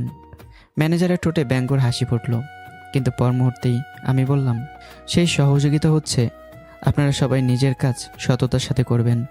পুরো রুম চুপ। প্রজেক্টের টেন্ডার জমা দেওয়ার আগে কোম্পানির কোনো তথ্য ভুলেও বাইরে লিক হওয়া যাবে না। টেন্ডার আমি নিজের হাতে জমা দেব। এমনকি টেন্ডারে কী আছে সেটা আমি ছাড়া আমাদের এমডি স্যারও জানবেন না। মুহূর্তেই পুরো কনফারেন্স রুম নিস্তব্ধ হয়ে গেল। ম্যানেজারের ঠোঁটের হাসি মিলিয়ে গেল। আতিক হতভঙ্গ চোখে তাকিয়ে আছে, কারণ এটা কোনো সাধারণ কর্মচারীর কথা না। এটা ছিল একজন জন্মগত সিইওর কথা, একজন শাসকের কথা। আর মাসুদ খান, তিনি চেয়ারে হেলান দিয়ে স্থির হয়ে গেলেন। তার বুকের ভেতর হঠাৎ অদ্ভুত অনুভূতি জন্মালো। আমি কথা বলছি আর তার মনে হচ্ছে যেন বহু বছর আগেই নিজের তরুণ বয়সকে দেখছেন। ঠিক তখনই আতিক দাঁড়িয়ে গেল, তার চোখে বিদ্রুপ। স্যার, সে কৃত্রিম ভদ্রতায় বলল, আপনি সব কিছু গোপন রাখবেন ঠিক আছে, কিন্তু আপনি যে দুর্নীতি করবেন না তার গ্যারান্টি কি? কথাটা শুনে পুরো রুম টান টান উত্তেজনায় পড়ে গেল। সবাই আমার দিকে তাকালো। পরের মুহূর্তেই আমি দুহাত মুঠো করে টেবিলের উপর এমন জোরে আঘাত করলাম যে পুরো হলরুম কেঁপে উঠল। কয়েকজন স্টাফ পর্যন্ত চমকে উঠল। তারপর আমি বললাম, স্টপ মিন্স স্টপ। আমার চোখ মুহূর্তে ভয়ঙ্কর লাল হয়ে উঠেছে। পুরো রুম নিঃশ্বাস বন্ধ হয়ে তাকিয়ে আছে। আমি ধীরে ধীরে সামনে ঝুঁকলাম। এই মিটিং আমি ডেকেছি, তাই এখানে আপনারা শুনবেন, আমি বলবো। আতিকের গলা শুকিয়ে গেল। আমি এবার পুরো রুমে চোখ বোলালাম। কে দুর্নীতি করছে আর করছে না সেটা আমি আর এমডি স্যার দেখব, আপনারা না। তারপর ভয়ঙ্কর ঠান্ডা গলায় আবারও বললাম, আর আমি যদি কারো কাজে গাফিলতি দেখি তাহলে তাকে ফায়ার করতে আমি দ্বিতীয়বার ভাববো না। পুরো রুম নিস্তব্ধ, কারো সাহস নেই কথা বলার। স্টাফদের বুক কাঁপছে, ম্যানেজারের কপালে ঘাম জমছে। আর মাসুদ খান, তিনি স্থির চোখে তাকিয়েছেন আমার দিকে। তার শরীরে সত্যিই কাঁটা দিয়ে উঠছে, কারণ এই ছেলেটা শুধু অফিস চালাতে জানে না, সে মানুষকে নিয়ন্ত্রণ করতেও জানে। আর এই ক্ষমতা জন্মগত ক্ষমতা। কনফারেন্স রুম এখনও নিস্তব্ধ, এমন নিস্তবতা যেখানে মানুষের নিঃশ্বাসের শব্দ পর্যন্ত শোনা যাচ্ছে। আমার শেষ কথাটা যেন এখনও দেয়ালে দেয়ালে ধাক্কা খেয়ে ফিরে আসছে। গুলি থেকে বের হওয়া বুলেট যেমন আর ফেরত আসে না, তেমনি আমার মুখ থেকে বের হওয়া কোনো কথাও আর ব্যর্থ হয় না। কথাগুলো বলার সময় আমার কণ্ঠে কোনো চিৎকার ছিল না, ছিল ভয়ঙ্কর আত্মবিশ্বাস। আর সেই আত্মবিশ্বাসে পুরো রুমের মানুষকে স্তব্ধ করে দিয়েছে। সবাই তাকিয়েছে আমার দিকে, আর কেউ আমাকে সাধারণ কোনো কর্মচারী ভাবতে পারছে না, কারণ আমার দাঁড়িয়ে থাকার ভঙ্গি, কথা বলার ধরন, মানুষকে নিয়ন্ত্রণ করার ক্ষমতা, সব কিছুতে এমন এক রাজকীয় কর্তৃত্ব আছে যেটা জন্মগত না হলে আসে না। মাসুদ খান চুপচাপ বসে আছেন, তার চোখে স্পষ্ট বিস্ময়ে। না, এটা শুধু বিস্ময় না, এটা যেন বহু বছর আগের কোনো হারিয়ে যাওয়া স্মৃতির মুখোমুখি হওয়ার অনুভূতি। তিনি স্থির দৃষ্টিতে তাকিয়ে রইলেন আমার দিকে। তার বুকের ভেতরে অদ্ভুত এক ধাক্কা লাগছে। এই ছেলেটা কথা বলার ধরন, মানুষের মনে ভয় ঢুকিয়ে দেওয়ার ক্ষমতা, সেই চাপা গর্জন আর চোখের ভেতর আগুন। তার ঠোঁট ধীরে ধীরে ফাঁক হয়ে গেল। এই যেন আমার 25 বছর আগের প্রতিচ্ছবি। একটা সময় ছিল যখন পুরো ব্যবসায়িক জগৎ মাসুদ খানকে ভয় পেত। তার এক সিদ্ধান্তে বাজার কেঁপে উঠত, তার সামনে মাথা নিচু করে কথা বলতো মানুষ। আর আজ বহু বছর পর তিনি আরেকজনকে দেখলেন যার মধ্যে সে একই আগুন জ্বলছে। অন্যদিকে ম্যানেজারের মুখের রং উধাও, তার বুকের ভেতর হঠাৎ চাপা ভয় জন্ম নিয়েছে, কারণ সে বুঝে গেছে এই ছেলেটাকে সাধারণভাবে হারানো যাবে না। আমি শুধু কাজ বুঝি না, আমি মানুষকেও বুঝি। আর সবচেয়ে ভয়ঙ্কর ব্যাপার হলো আমি মানুষকে নিজের নিয়ন্ত্রণে আনতে জানি। রুমের বাকি স্টাফদের অবস্থাও একই। কেউ কেউ তো সত্যি শিউরে উঠছে, কারণ কয়েক মুহূর্ত আগে যখন আমি টেবিলে আঘাত করে গর্জে উঠেছিলাম তখন তাদের মনে হয়েছিল এই মানুষটা চাইলে সত্যিই কাউকে ধ্বংস করে দিতে পারে। আমি ধীরে ধীরে ফাইল বন্ধ করলাম, তারপর সবার দিকে তাকিয়ে বললাম, আমি আপনাদের শত্রু না, আমি শুধু চাই এই কোম্পানির ক্ষতি যেন কেউ না করে। আর যদি সেটা কেউ করার চেষ্টা করে তাহলে তার জীবনের সবচেয়ে খারাপ মানুষটা আমি হব। পুরো রুম আবারও নিশ্চুপ, কেউ কথা বলার সাহস পেল না। শুধু একটাই অনুভূতি সবার মনে স্পষ্ট হয়ে গেল, নতুন কেউ এসেছে আর সে ভয়ঙ্কর। অন্যদিকে খান মেনশনে আজ অন্যরকম পরিবেশ। অনেকদিন পর অরুর মুখে নির্ভর হাসি, কারণ যে মানুষটার নাম শুনলে তার বুক কেঁপে উঠত সেই আব্রাহাম খান ইলহাম এখন এই বাড়িতে নেই। না তার ভয়ঙ্কর গর্জন আছে, না তার আগুন ঝরা চোখ, না তার দম বন্ধ করা পরিস্থিতি। পুরো খান মেনশন যেন নীরব হয়ে হালকা হয়ে গেছে। আর সবচেয়ে বড় কথা, খান গ্রুপ এখন ধীরে ধীরে অরুর নিয়ন্ত্রণে চলে আসছে, যেটা সে একসময় স্বপ্নেও ভাবেনি। এমনকি আকাশের সাথে তার বিয়েটাও হয়েছে দাদুর উপস্থিতিতেই। সব কিছু যেন ঠিক তার পরিকল্পনা মতো এগুচ্ছে। কিন্তু এই পুরো ঘটনার সবচেয়ে ভয়ঙ্কর সত্য ছিল দাদু। একটা সময় ব্যবসায়িক জগতে ক্রাশ ছিল যে মানুষটা মানুষের চোখের দিকে তাকিয়ে সত্য মিথ্যা বুঝে ফেলতেন, একটা ভুল সিদ্ধান্তও নিতেন না, সেই মানুষটাই আজ নিজের হাঁটুর বয়সী নাতনি সাজানো ফাঁদে পা দিয়ে এমন এক অন্যায় করে বসেছেন যেটা ক্ষমার যোগ্য না। রাত গভীর। খান মেনশনের বিশাল হলরুমে পুরো পরিবার দাঁড়িয়ে আছে। খান বাহাদুর ধীরে ধীরে সামনে এসে দাঁড়ালেন, তার হাতে লাঠি, চোখে আগের মতোই কঠোরতা। তিনি গম্ভীর গলায় বললেন, আগামীকাল থেকে অরুমিতা কোম্পানিতে জয়েন করবে। অরুর ঠোঁটে ধীরে হাসি ফুটে উঠল। দাদু আবার বললেন, আর কয়েক মাসের মধ্যে ও খান গ্রুপের সিইও হবে। কথাটা শুনে পুরো হলরুমে চাপা গুঞ্জন ছড়িয়ে পড়ল। কারো চোখে বিস্ময়, কারো চোখে অস্বস্তি। ঠিক তখনই বাবা সাহস করে বললেন, বাবা, ইলিমাকে কি একটা সুযোগ দেওয়া যায় না? মুহূর্তেই পরিবেশ বদলে গেল। দাদুর চোখ শুরু হয়ে গেল। ইউনুস খানও ধীরে বললেন, হ্যাঁ বাবা, সে আমাদের বংশের একমাত্র ওয়ারিশ, ওকে জেল থেকে বের করে আনা দরকার। কথাগুলো শুনে অরুর বুক ধুক করে উঠল। তার হাত কাঁপতে শুরু করলো। এসি চলা ঠান্ডা রুমেও তার কপালে ঘাম জমে গেল। পাশে বসে আকাশের অবস্থা একই, তার গলাও শুকিয়ে গেছে। কারণ তারা দুজনেই জানে আমি একবার ফিরে আসা মানে ধ্বংস ফিরে আসা। আমি শুধু একজন মানুষ না, একজন প্রতিশোধ। ঠিক তখনই দাদু হঠাৎ বিকট গর্জনে চিৎকার করে উঠলেন, আর একবার যদি তোরা দুই ভাই আব্রাহামের নাম মুখে আনিস। তার লাঠি মেঝেতে আঘাত করতে পুরো হলরুম কেঁপে উঠল। গর্জনটা এত ভয়ঙ্কর ছিল যে কাজের লোকগুলো পর্যন্ত ভয়ে কান চেপে ধরল। মা তো ভয় পেয়ে দু কদম পিছিয়ে গেল। সামিরা খান প্রথমে চমকে উঠলেও পরের মুহূর্তে এটার ঠোঁটে তৃপ্তির হাসি ফুটে উঠল। কারণ যতদিন দাদু আমাকে ঘৃণা করবে ততদিন তাদের রাজত্ব নিরাপদ। ওরও ধীরে ধীরে একটা বড় নিঃশ্বাস ফেলল, শান্তির নিঃশ্বাস। পাশে বসে আকাশও যেন নতুন জীবন ফিরে পেল, কারণ আজও আমি তাদের নাগালের বাইরে। অন্যদিকে রাতে নীরবতায় মাসুদ খান ধীরে ধীরে মেয়ের রুমের সামনে এসে দাঁড়ালেন। তার পাশে তার স্ত্রী আয়েশা খান। দরজা অল্প খোলা। ভেতরে তাকাতেই দুজনের বুক কেঁপে উঠল। বারান্দার পাশে চুপচাপ বসে আছে মৌ, চোখ স্থির আকাশের দিকে। তার চোখে সেই পুরনো প্রাণ চাঞ্চলতা নেই, না কোনো স্বপ্ন আর না কোনো আলো। মেয়েটা যেন বেঁচে থেকেও কোথাও হারিয়ে গেছে। আর সে হারিয়ে যাওয়া চোখ দুটো দেখে একজন বাবা মায়ের বুক নিঃশব্দে ফেটে যাচ্ছে। বারান্দার পাশে দোলনা চেয়ারে চুপচাপ বসেছিল মৌ। রাতের আকাশটা আজ অদ্ভুত নীরব। চাঁদের আলো বারান্দার মেঝেতে পড়ে যেন ফ্যাকাশে এক বিষাদের চাদর বিছিয়ে দিয়েছে। মৌ ধীরে পিছনে ফিরে তাকাতেই দেখতে পেল তার বাবা আর মা দরজার সামনে দাঁড়িয়ে আছে। দুজনের চোখে ক্লান্তি, একটা অদ্ভুত ভয়। মৌ ঠোঁটে জোর করে হাসি এনে বলল, মা, বাবা, এত রাতে দাঁড়িয়ে আছো কেন? আসো না, আমার পাশে বসো। তার কণ্ঠে আগে সেই প্রাণ চঞ্চলতা নেই। মনে হয় বহু বছর ধরে ক্লান্ত একটা মানুষ কথা বলছে। মাসুদ খান ধীরে ধীরে এসে মেয়ের পাশে বসলেন। আয়েশা খানও মেয়ের মাথায় হাত রাখলেন। কয়েক সেকেন্ডে কেউ কোনো কথা বলল না, শুধু রাতের হাওয়ার পর্দাগুলো দুলছিল। তারপর মাসুদ খান নিচু গলায় বললেন, জানিস মো, তুই যখন জন্ম নিলি তার 3 মাস পরে ডক্টর বলেছিল তোর মা আর কোনোদিন সন্তান নিতে পারবে না। মৌ চমকে বাবার দিকে তাকালেন। মাসুদ খান মৃদু হেসে বললেন, কিন্তু বিশ্বাস কর, আমাদের একটু আফসোস হয়নি। তার চোখ ভিজে উঠছে। কারণ আমাদের মা আর বাবা ডাকার জন্য তুই ছিলি। কথাগুলো বলতে বলতে তার গলা ভারী হয়ে গেল। পাশাপাশি আয়েশা খানের চোখ বেয়ে নীরবে পানি গড়িয়ে পড়ছে। একজন মা হয়তো নিজের কষ্ট লুকাতে পারে, কিন্তু সন্তানের কষ্ট সেটা লুকানো যায় না। মাসুদ খান আবার বললেন, এখন প্রতিটা মুহূর্তে আমরা ভয় পাই মৌ। তিলে তিলে মরছি আমরা, শুধু একটা ভয়, যদি তোকে হারিয়ে ফেলি। তিনি কাপা হাতে মেয়ের মাথায় হাত রাখলেন। আমাদের তুই ছাড়া এই পৃথিবীতে আর কেউ নেই মা। কথাগুলো সরাসরি কি আঘাত করলো ময়ের বুকের গভীরে। তার চোখ মুহূর্তে ঝাপসা হয়ে গেল।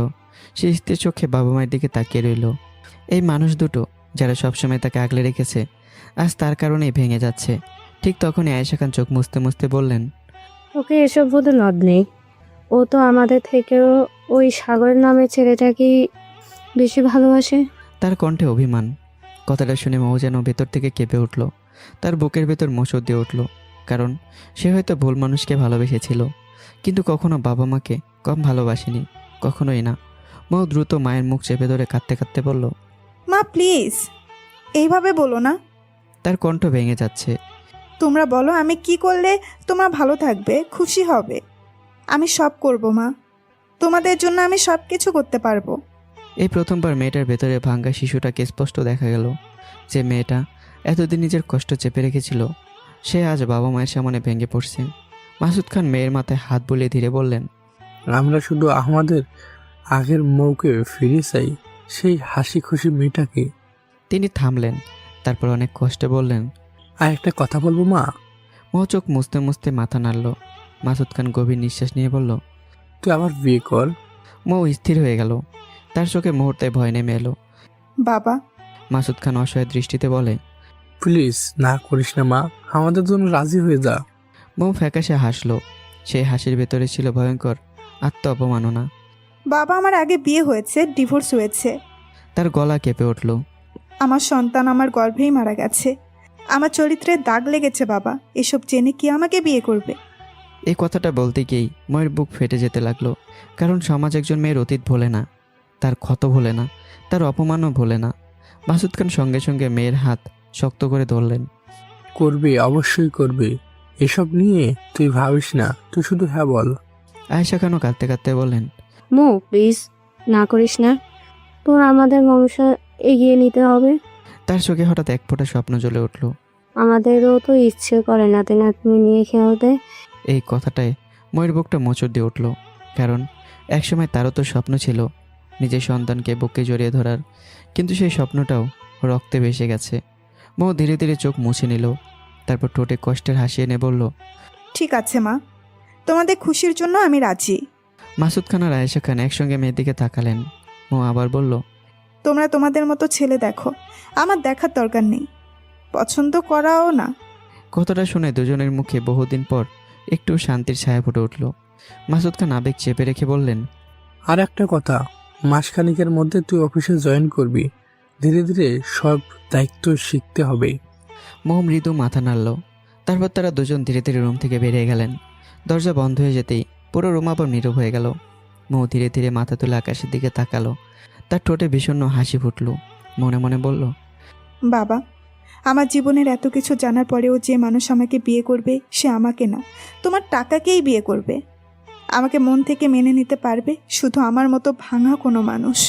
পরদিন সকালটা অনেকদিন পর অন্যরকম ছিল। মাসুদ খান আজ সত্যিই খুশি।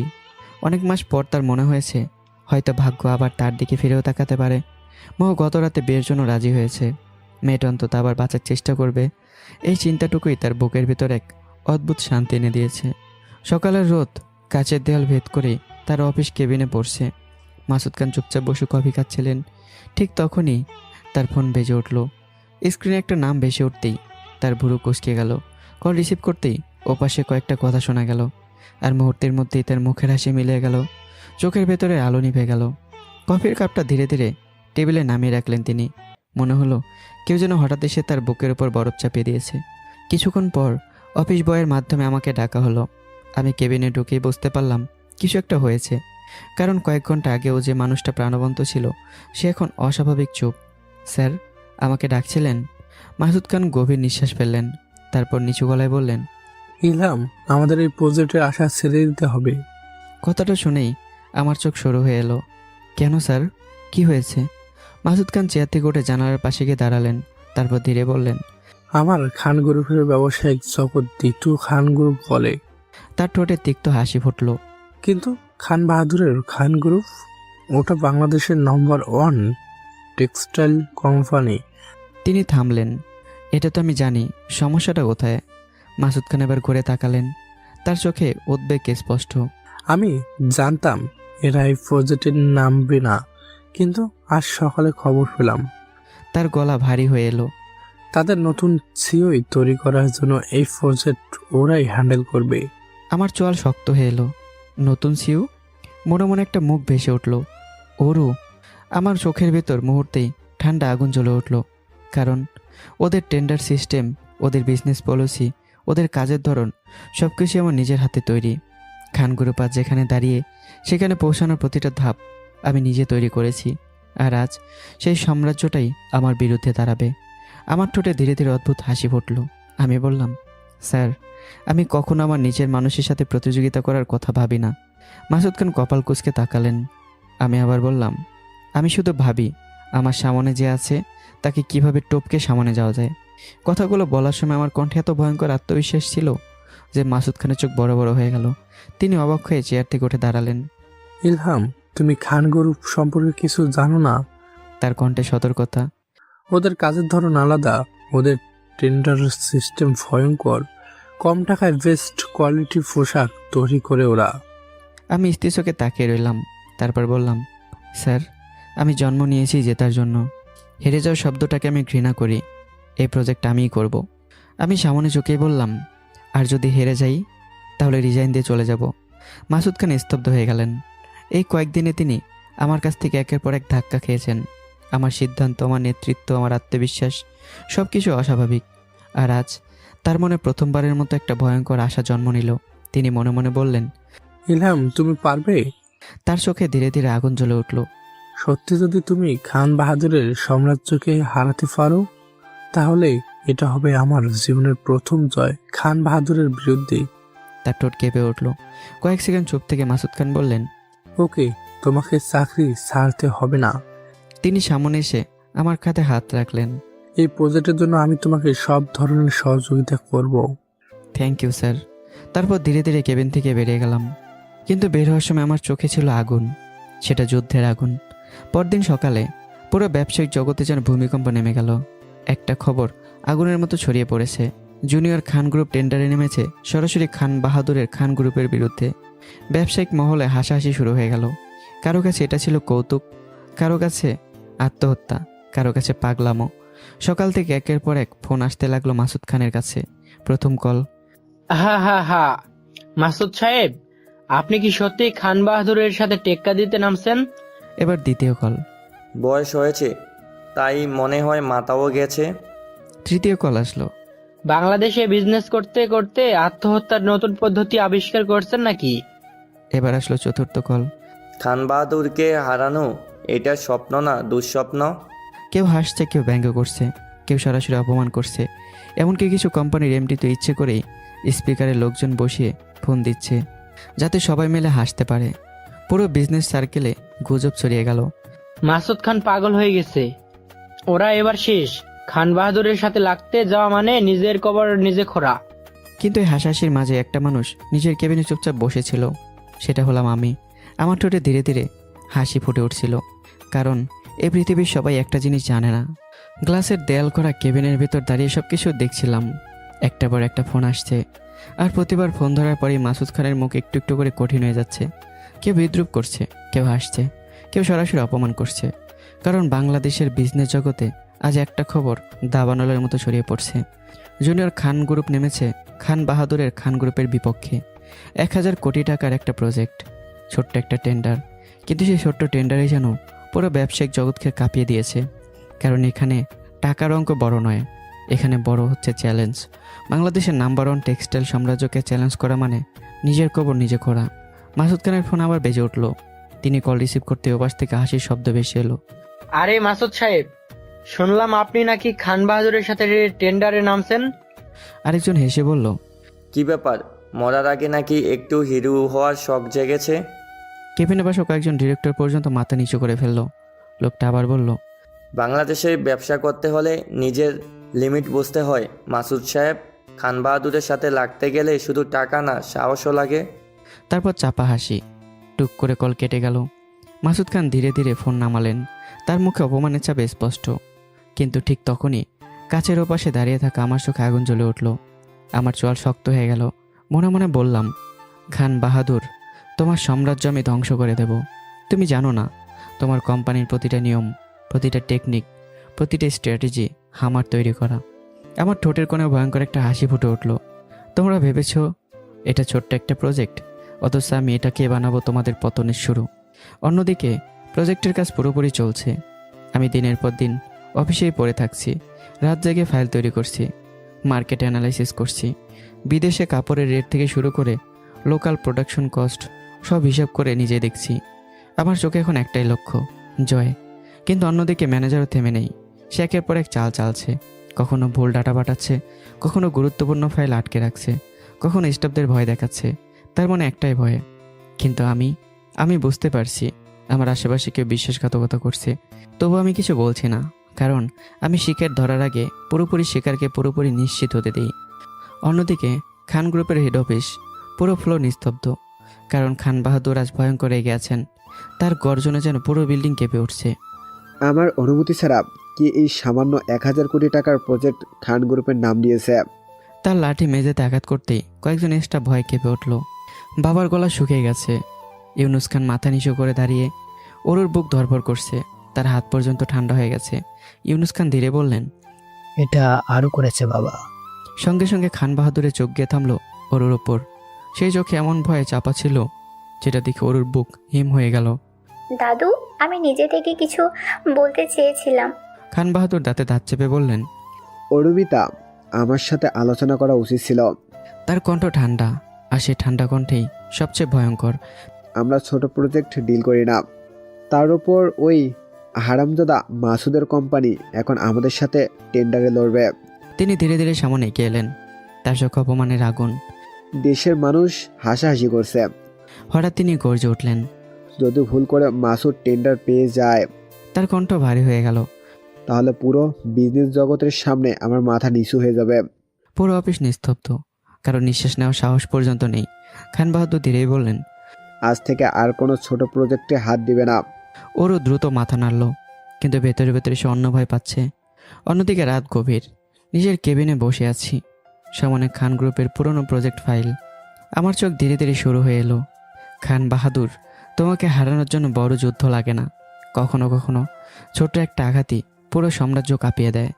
অন্যদিকে মাসুদ খান আজকাল একের পর এক পাত্র দেখছেন ময়ের জন্য, কিন্তু প্রতিটা পরিবারই একই কথা বলছে, বিয়ে করব, তবে আগে সম্পত্তির 50% আমার নামে লিখে দিতে হবে।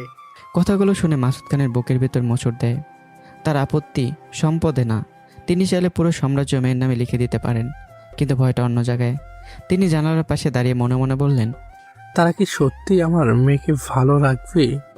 তার চোখের সামনে ভেসে উঠল ময়ের নিঃশেষ হয়ে যাওয়া মুখটা। ভাঙা মেয়েটা যদি আবার ভেঙে যায়, তাহলে হয়তো এবার তাকে আর বাঁচানো যাবে না। রাত গভীর, মাসুদ খান নিজের স্টাডি রুমে একা বসে আছেন। সামনে আধ খাওয়া কফির মগ, চোখ দুটো ক্লান্ত। আজও একটা পাত্রপক্ষ ফিরিয়ে দিয়েছে মৌকে, কারণ তাদের মৌকে দরকার নেই, দরকার মাসুদ খানের সম্পত্তি। আর ঠিক সেই মুহূর্তে অন্যদিকে নিজের রুমের অন্ধকার জানলার পাশে দাঁড়িয়েছিল মৌ। বাইরে ঝিরিঝিরি বাতাস বইছে, কিন্তু তার ভেতরে ঝড় থামছে না। সে ধীরে চোখ বন্ধ করলো, তারপর মনে মনে বলল, বাবা, আমি তো আগেই জানতাম কেউ আমাকে বিয়ে করতে চাইবে না, সবাই তোমার টাকাকে বিয়ে করতে চাইবে। তার চোখের কোণে জমে থাকা জল গড়িয়ে পড়ল। সাগরের মা বাবা সেই নোংরা অপবাদ আজও তাকে তাড়া করে বেড়ায়। সমাজ তাকে ভুলে গেছে হয়তো, কিন্তু সে নিজেকে বলতে পারেনি। একটা মেয়ের চরিত্রে একবার দাগ লাগলে সমাজ কখনো সে দাগ মুছতে দেয় না। মৌ দেয়ালে মাথা টিকিয়ে ফিসফিস করে বলল, আমার মতো ভাঙা মানুষকে কেউ ভালোবাসতে পারবে না, আর যে আমাকে বিয়ে করবে আমি তার জীবনকেও জাহান্নাম বানিয়ে দিব। তার কণ্ঠে ছিল না রাগ, ছিল ভয়ঙ্কর ক্লান্তি। একটা মানুষ যখন ভেতর থেকে পুরোপুরি ভেঙে যায়, তখন তার কণ্ঠ এমনই হয়। আজ টেন্ডার জমা দেওয়ার দিন। পুরো অফিসে চাপা উত্তেজনা। ম্যানেজারের মুখে আজ অদ্ভুত তৃপ্তি, কারণ সে আগে নিজের চাল চেলেছে, গোপন এমন কিছু ব্যবস্থা করেছে যাতে এই টেন্ডার কোনোভাবেই আমার হাতে না আসে। সে মনে মনে হাসলো। অন্যদিকে আমি অদ্ভুত শান্ত, একটার পর একটা ফাইল চেক করছি। প্রতিটা ডকুমেন্ট শেষবারের মতো দেখে নিয়ে আমি ধীরে ফাইলটা বন্ধ করলাম। তারপর টেন্ডারের ফাইলটা মাসুদ খানের দিকে এগিয়ে দিয়ে বললাম, স্যার, আপনি জমা দিয়ে আসুন। মাসুদ খান অবাক হয়ে তাকালেন। তুমি যাবে না? না স্যার। সবকিছু তো তুমি করলে। প্লিজ স্যার, এটা নিয়ে আর কিছু বলবেন না। তার চোখে এমন এক স্থিরতা ছিল যেন সে আগেই ফল জানে। টেন্ডার জমা দেওয়ার স্থানে বাংলাদেশে বড় বড় কোম্পানির প্রতিনিধিরা উপস্থিত। হলরুমের ভেতর চাপা গুঞ্জন, আর ঠিক মাঝখানে দাঁড়িয়ে আছে খান বাহাদুর। তার উপস্থিতি যেন পুরো পরিবেশকে ভারী করে তুলেছে। ঠিক তখনই দরজা ঠেলে ভেতরে ঢুকলেন মাসুদ খান।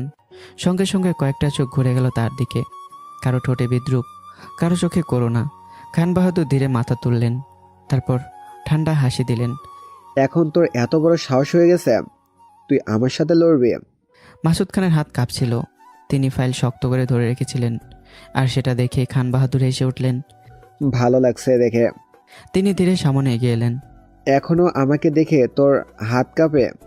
কথাটা শুনে আশেপাশের কয়েকজন ব্যবসায়ী চাপা হাসলো, কিন্তু মাসুদ খান কিছু বললেন না। শুধু ধীরে টেন্ডার জমা দিলেন। তারপর ফিরে যাওয়ার সময় থামলেন, ধীরে ঘুরে তাকালেন খান বাহাদুরের দিকে। তার চোখে জল টলমল করছে, কিন্তু কণ্ঠ স্থির। তিনি ধীরে বললেন, ফুলের সৌরভ আর মানুষের গৌরব কোনোটাই চিরস্থায়ী না। তোমার অহংকারও একদিন শেষ হবে। তারপর তার দৃষ্টি গিয়ে থামল ইব্রাহিম খান আর ইউনুস খানের উপর। দুই ভাই মাথা নিচু করে দাঁড়িয়ে আছে। মাসুদ খানের বুকটা মোচড় দিয়ে উঠল। তার কণ্ঠ এবার ভারী হয়ে গেল। তিনি তিক্ত হেসে বললেন, আর তোমরা পুরুষের পোশাক পরে লাভ কি? তোদের শাড়ি চুরি পরে থাকা উচিত ছিল। কথাটা শুনে ইব্রাহিম খানের বুকটা কেঁপে উঠল। ইউনুস খানের চোখ ভিজে গেল, কারণ এই মানুষটা শুধু প্রতিপক্ষ না, তাদের ভাই, তাদের সেই মেজো ভাই, যাকে 32 বছর আগে এই পরিবার থেকে বের করে দেওয়া হয়েছিল। আর তারা দুই ভাই হয়েও কিছু বলতে পারেনি। না বাবার বিরুদ্ধে দাঁড়াতে পেরেছিল, না ভাইকে ধরে রাখতে পেরেছিল। আজ এত বছর পরও সেই অপরাধবোধ তাদের বুকের ভেতরে পুড়িয়ে মারে। মাসুদ খান আর দাঁড়ালেন না, ধীরে ধীরে হলরুম থেকে বেরিয়ে গেলেন। কিন্তু তার চলে যাওয়ার পরও পুরো পরিবেশ ভারী হয়ে রইল, কারণ কিছু ক্ষত থাকে যেগুলো সময়ে শুকাতে পারে না। এভাবেই কেটে গেল 2 দিন। আজ টেন্ডার ঘোষণার দিন। সকাল থেকে মাসুদ খানের ভেতর অদ্ভুত অস্থিরতা। তিনি বারবার ঘড়ি দেখছেন, বারবার পানি খাচ্ছেন। তার মনে হচ্ছে বুকের ভেতর হৃৎপিণ্ডটা স্বাভাবিকের চেয়েও বেশি জোরে ধুকপুক করছে। কারণ এটা শুধু একটা টেন্ডার না, এটা তার সম্মান, তার অস্তিত্ব, তার বহু বছরের অপমানের বিরুদ্ধে প্রথম যুদ্ধ। কিন্তু আশ্চর্যের বিষয়ে আমার মধ্যে বিন্দুমাত্র টেনশন নেই। আমি শান্তভাবে নিজের কাজ করছি। মনে হচ্ছে যেন ফল আমি আগে থেকেই জানি। মাসুদ খান কয়েকবার আর চোখে তাকালেন আমার দিকে। মনে মনে একটাই প্রশ্ন ঘুরছে, এই ছেলেটা এতটা নিশ্চিত কেন? দুপুর করে বিকেলের দিকে মাসুদ খানের অফিস জুড়ে আজ অদ্ভুত এক চাপা উত্তেজনা। আর কিছুক্ষণ পরে টেন্ডারের ফল ঘোষণা হবে। কিন্তু তার আগেই হঠাৎ অফিসে এসে উপস্থিত হলো দাদা ভাই, যাকে দেখলে শহরে বড় বড় মানুষও সম্মান দিয়ে উঠে দাঁড়ায়। রিসিপশন থেকে খবর আসতেই মাসুদ খান নিজে দ্রুত বাইরে বেরিয়ে এলেন। দাদাভাইকে দেখে তিনি সম্মান দিয়ে বললেন, আরে দাদা, তুমি এসেছো? দাদাভাই মুচকে হাসলেন, তার কণ্ঠে আন্তরিকতা। বড় ভাই ডাকছেন কেন বলেন, আপনার জন্য কি করতে পারি? আপনার জন্য জীবন দিতেও রাজি আছি। কথাটা শুনে মাসুদ খান হালকা হাসলেন, তারপর ধীরে বললেন, জীবন দিতে হবে না দাদা, আমার মেয়ের বিষয় তো তুমি জানোই। দাদাভাইয়ের মুখ গম্ভীর হয়ে গেল। হ্যাঁ জানি তো, আবার কোনো সমস্যা হয়েছে নাকি? মাসুদ খান দীর্ঘশ্বাস ফেললেন। না, নতুন সমস্যা না, কিন্তু মৌয়ের জন্য একটা ভালো পাত্র খুঁজছি, পাচ্ছি না। তারপর ধীরে ধীরে তিনি সব খুলে বললেন। ডক্টরের কথা, বইয়ের মানসিক অবস্থা, পাত্রপক্ষের ক্ষোভ। কেউ সরাসরি সম্পত্তির অর্ধেক চাইছে, কেউ শর্ত দিচ্ছে ব্যবসার অংশীদার বানাতে হবে। সব শুনে দাদাভাই কিছুক্ষণ চুপ করে রইলেন। তারপর ধীরে সোফায় হেলান দিয়ে বললেন, আপনার পাশে খাঁটি সোনার টুকরো ছেলে থাকতে আপনি বাইরে পাত্র খুঁজছেন? মাসুদ খান চমকে উঠলেন, তার চোখ বিস্ময়ে বড় হয়ে গেল। কি বলছো দাদা, কে সে? দাদাভাই এবার ধীরে ধীরে হাসলেন, তারপর এমন একটা নাম বললেন যেটা শুনে মাসুদ খানের বুক ধকপক করে উঠল। আব্রাহাম খান ইলহাম। মুহূর্তেই রুমের বাতাস যেন থমকে গেল। মাসুদ খান কয়েক সেকেন্ডে কোনো কথা বলতে পারল না। তারপর ধীরে বললেন, ইলহাম? তার মাথার ভেতর যেন একসাথে হাজারটা প্রশ্ন ঘুরতে লাগলো। কিন্তু তার তো পরিবার নেই, পরিচয় নেই, আমি কিভাবে আমার মেয়েকে তার হাতে তুলে দিব? দাদাভাই এবার সোজা হয়ে বসলেন, তার চোখে হঠাৎ ভয়ঙ্কর গম্ভীর হয়ে উঠল। আপনি তার পরিচয় জানেন না বলেই এমন বলছেন। তিনি ধীরে ধীরে শব্দগুলো উচ্চারণ করলেন, যেদিন তার আসল পরিচয় জানবেন সেদিন খুশি হওয়ার সঙ্গে সঙ্গে আপনার পায়ের নিচ থেকে মাটিও সরে যাবে। কথাটা বলার পর পুরো রুম নিস্তব্ধ হয়ে গেল। মাসুদ খানের বুকের ভেতর কেমন যেন কেঁপে উঠল। কারণ তিনি জীবনে অনেক রহস্যময় মানুষ দেখেছেন, কিন্তু একটা ছেলেকে নিয়ে কেউ এতটা আত্মবিশ্বাস নিয়ে কথা বলে না। তার মাথার ভেতর তখন শুধু একটাই প্রশ্ন, কে এই ইলহাম? তার চোখে স্পষ্ট কৌতূহল, ভয়, অদ্ভুত বিস্ময়। দাদাভাই আবার বললেন। তিনি এবার সামনে ঝুঁকে এলেন। আমি অনুরোধ করব, আমার থেকে কিংবা ইলহামের থেকে কখনো তার পরিচয় জানার চেষ্টা করবেন না। সময় হলে সব জানবেন। কিন্তু একটা কথা নিশ্চিত, এই ছেলেটা হীরা। আপনি যদি ওকে নিজের বাড়িতে রাখেন তাহলে শুধু মেয়ের ভালো মন্দ দেখার মানুষই পাবেন না, একটা ছেলেও পাবেন। কথাগুলো সরাসরি গিয়ে লাগলো মাসুদ খানের হৃদয়ে, কারণ তিনি সারা জীবন একটা ছেলের অভাব অনুভব করেছেন। তার বুকের ভেতর হঠাৎ অদ্ভুত শান্তি নেমে এলো। তিনি ধীরে বললেন, কিন্তু ইলহাম কি মৌকে বিয়ে করবে? দাদাভাই হেসেই ফেললেন। আপনার জন্য জীবন দিতেও রাজি আছি, সেখানে ইলহামকে রাজি করানো কোনো ব্যাপার না। এই বলে তিনি ফোন বের করে কাউকে কল দিলেন। কিছুক্ষণ পর দরজায় নক পড়ল। আমি ভেতরে ঢুকলাম। সাদা শার্ট, স্থির চোখ, গম্ভীর মুখ। ভেতরে ঢুকেই বললাম, দাদাভাই কেমন আছেন? বলেন আপনার জন্য কি করতে পারি? কথাটা শুনে দাদাভাই বিব্রত হয়ে হেসে উঠলেন। ভাই, এইভাবে বলে লজ্জা দিবেন না। আর ঠিক সেই মুহূর্তে মাসুদ খান আবারও শখ খেলেন। তার চোখ ধীরে ধীরে বিস্ময়ে বড় হয়ে গেল, কারণ শহরের ভয়ঙ্কর প্রভাবশালী দাদাভাই আমাকে ভাই বলে সম্বোধন করছে। মাসুদ খান মনে মনে বললেন, এই ছেলে আর কত শখ দিবে আমাকে, আর কত কিছু লুকিয়ে আছে এর ভেতরে। দাদাভাই এবার আমার দিকে তাকিয়ে বললেন, মনে আছে আপনি বলেছিলেন আমি যা চাইবো তা দিবেন। আমি এক সেকেন্ডও দেরি করলাম না, সোজা হয়ে দাঁড়িয়ে বললাম, আমি এক জবানের মানুষ ভাই। মুখ থেকে কথা বেরোলে সেটা রাখতে জীবন দিতেও পিছপা হব না। কথাটা শুনে মাসুদ খানের বুকটা কেমন যেন ভরে উঠল। এক দৃঢ়তা, এক ব্যক্তিত্ব, আজকালকার মানুষের মধ্যে এমন পাওয়া যায় না। দাদাভাই এবার ধীরে বললেন, আপনার স্যারের মেয়ের ব্যাপার তো জানেন? হ্যাঁ, সব জানি। কিন্তু কেন? পরের মুহূর্তেই দাদাভাই হঠাৎ শক্ত করে আমার হাত চেপে ধরলেন। তার চোখ লাল হয়ে উঠছে, কণ্ঠ কেঁপে যাচ্ছে। মেয়েটা আমারও মেয়ে। তুমি যদি মোকে বিয়ে করো আমি সারা জীবন তোমার কাছে কৃতজ্ঞ থাকবো। প্লিজ ভাই, না করো না। দৃশ্যটা দেখে মাসুদ খান পুরো স্তব্ধ হয়ে গেলেন। দাদাভাইয়ের মতো মানুষ কারো কাছে অনুরোধ করছে, তার চোখে জল টলমল করছে, আর সে মৌকে নিজের মেয়ে বলছে। আমি বিস্মিত চোখে তাকিয়ে বললাম, আপনি ভেবেচিন্তে বলছেন তো দাদাভাই? দাদাভাই দৃঢ় গলায় বললেন, 200%। আমি আর আপনার স্যার মিলে সিদ্ধান্ত নিয়েছি। আমি কিছুক্ষণ চুপ করে রইলাম, তারপর ধীরে মাথা নিচু করলাম আর বললাম, ঠিক আছে, এমনিতে আপনার জন্য এই জীবনটা আমি ফিরে পেয়েছি, আর আমি কথা দিয়েছি, তাই আমি রাজি। কথাটা শুনেই মাসুদ খানের বুকের ভেতর জমে থাকা পাথরটা যেন নড়ে উঠল। দাদাভাইয়ের মুখে স্বস্তির হাসি ফুটল। তিনি আবার জিজ্ঞাসা করলেন, ইলহাম, আপনার কোনো চাওয়া আছে আপনার স্যারের কাছে? না, আমার কিছু চাওয়ার নেই, শুধু সম্মান দিলে হবে। এই একটা বাক্য শুনে মাসুদ খান নিঃশব্দে তাকিয়ে রইল। আজকের পৃথিবীতে মানুষ যেখানে সম্পর্কের আগেই সম্পত্তির হিসাব করে, সেখানে এই ছেলে কিছুই চাইল না, না টাকা, না শেয়ার, না সম্পদ, শুধু সম্মান। আর সেই মুহূর্তেই মাসুদ খানের মনে হলো এই ছেলেটার ভিতরে সত্যি রাজাদের মতো কিছু আছে। দাদা ভেবে উঠে দাঁড়িয়ে বললেন, তাহলে আগামী শুক্রবার পারিবারিকভাবে বিয়েটা হবে। আমি মাথা নাড়লাম। মাসুদ খানও সম্মতি দিলেন।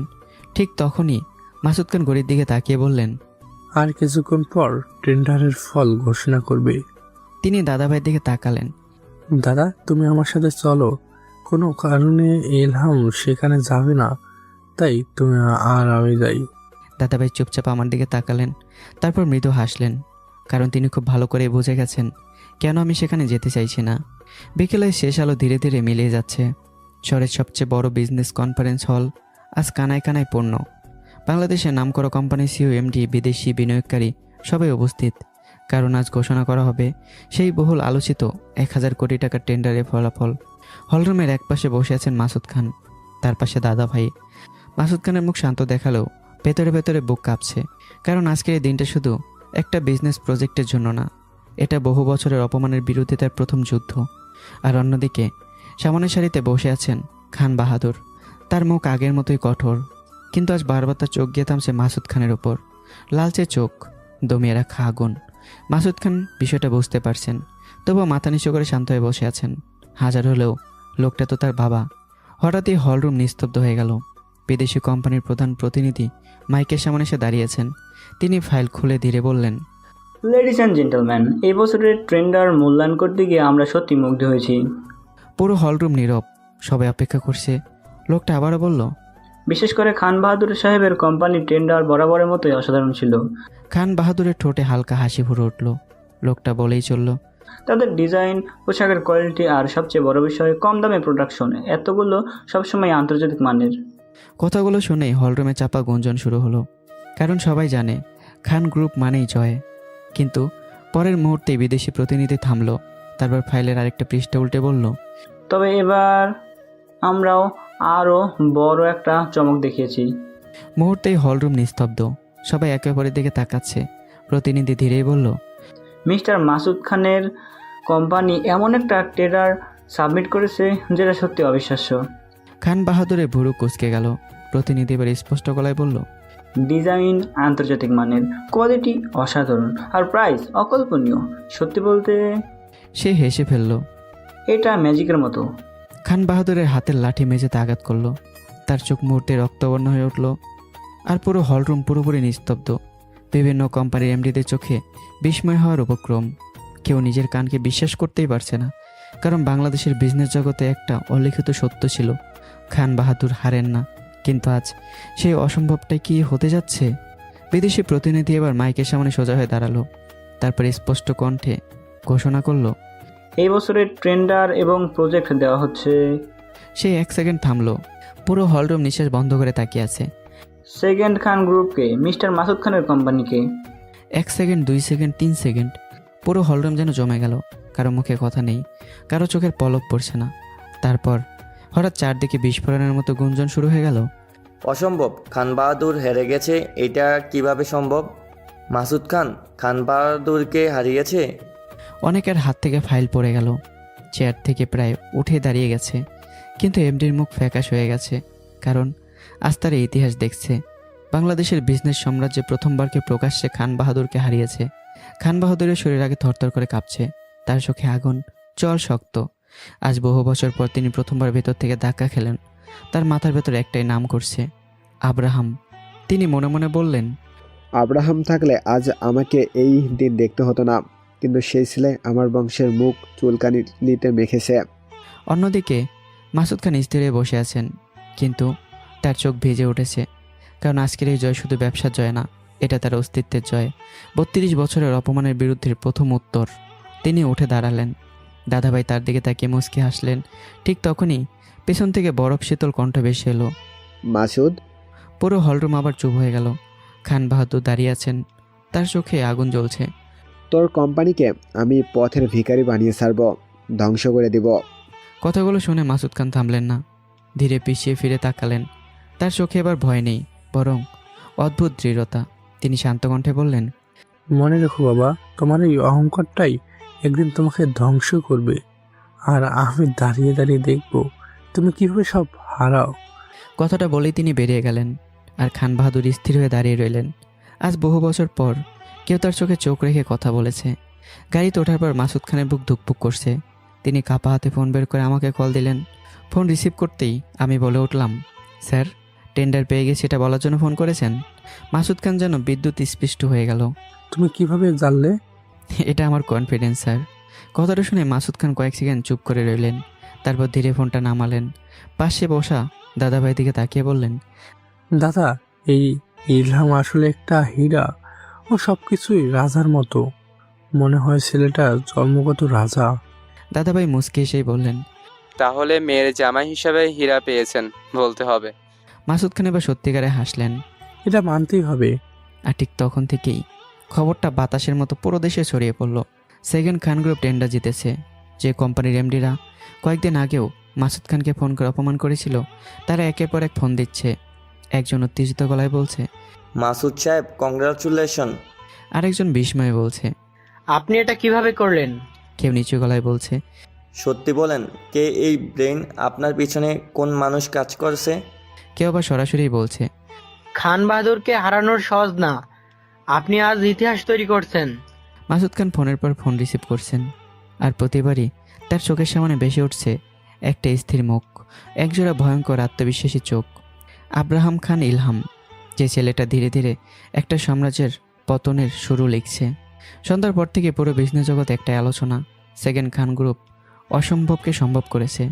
যে মানুষগুলো দুদিন আগেও মাসুদ খানকে ফোন করে বিদ্রুপ করেছিল, আজ তারা একের পর এক ফোন দিয়ে অভিনন্দন জানাচ্ছে। কংগ্রাচুলেশন মাসুদ সাহেব, সত্যি বলতেই আমরা ভাবতেই পারিনি আপনি ইতিহাস বানিয়ে ফেলেছেন। খান বাহাদুরকে হারানোর মুখের কথা না। প্রতিটা ফোনের সঙ্গে সঙ্গে মাসুদ খানের বুকের ভেতরের বহু বছরে জমে থাকা অপমান যেন একটু একটু করে ধুয়ে দিচ্ছে। কারণ মানুষের সবচেয়ে বড় কষ্ট অপমান, আর সবচেয়ে বড় শান্তি সে অপমানের জবাব দেওয়া। পাশে বসা দাদাভাই মুচকি সব দেখছিলেন, তারপর ধীরে বললেন, বেশ, তাহলে আমি শুক্রবার বিয়ের ব্যবস্থা করি, এখন আমি যাই। মাসুদ খান উঠে দাঁড়িয়ে বললেন, অবশ্যই দাদা। দাদাভাই বেরিয়ে যাওয়ার পর মাসুদ খানের এক মুহূর্ত দেরি করলেন না। তিনি সোজা অফিসে ঢুকে আমার কেবিনে এলেন। ভেতরে ঢুকতেই দেখলেন আমি শান্তভাবে কিছু ফাইল লিখছি। মাসুদ খান কয়েক সেকেন্ড স্থির হয়ে তাকিয়ে রইলেন আমার দিকে, তারপর হঠাৎ এগিয়ে এসে আমাকে শক্ত করে জড়িয়ে ধরলেন।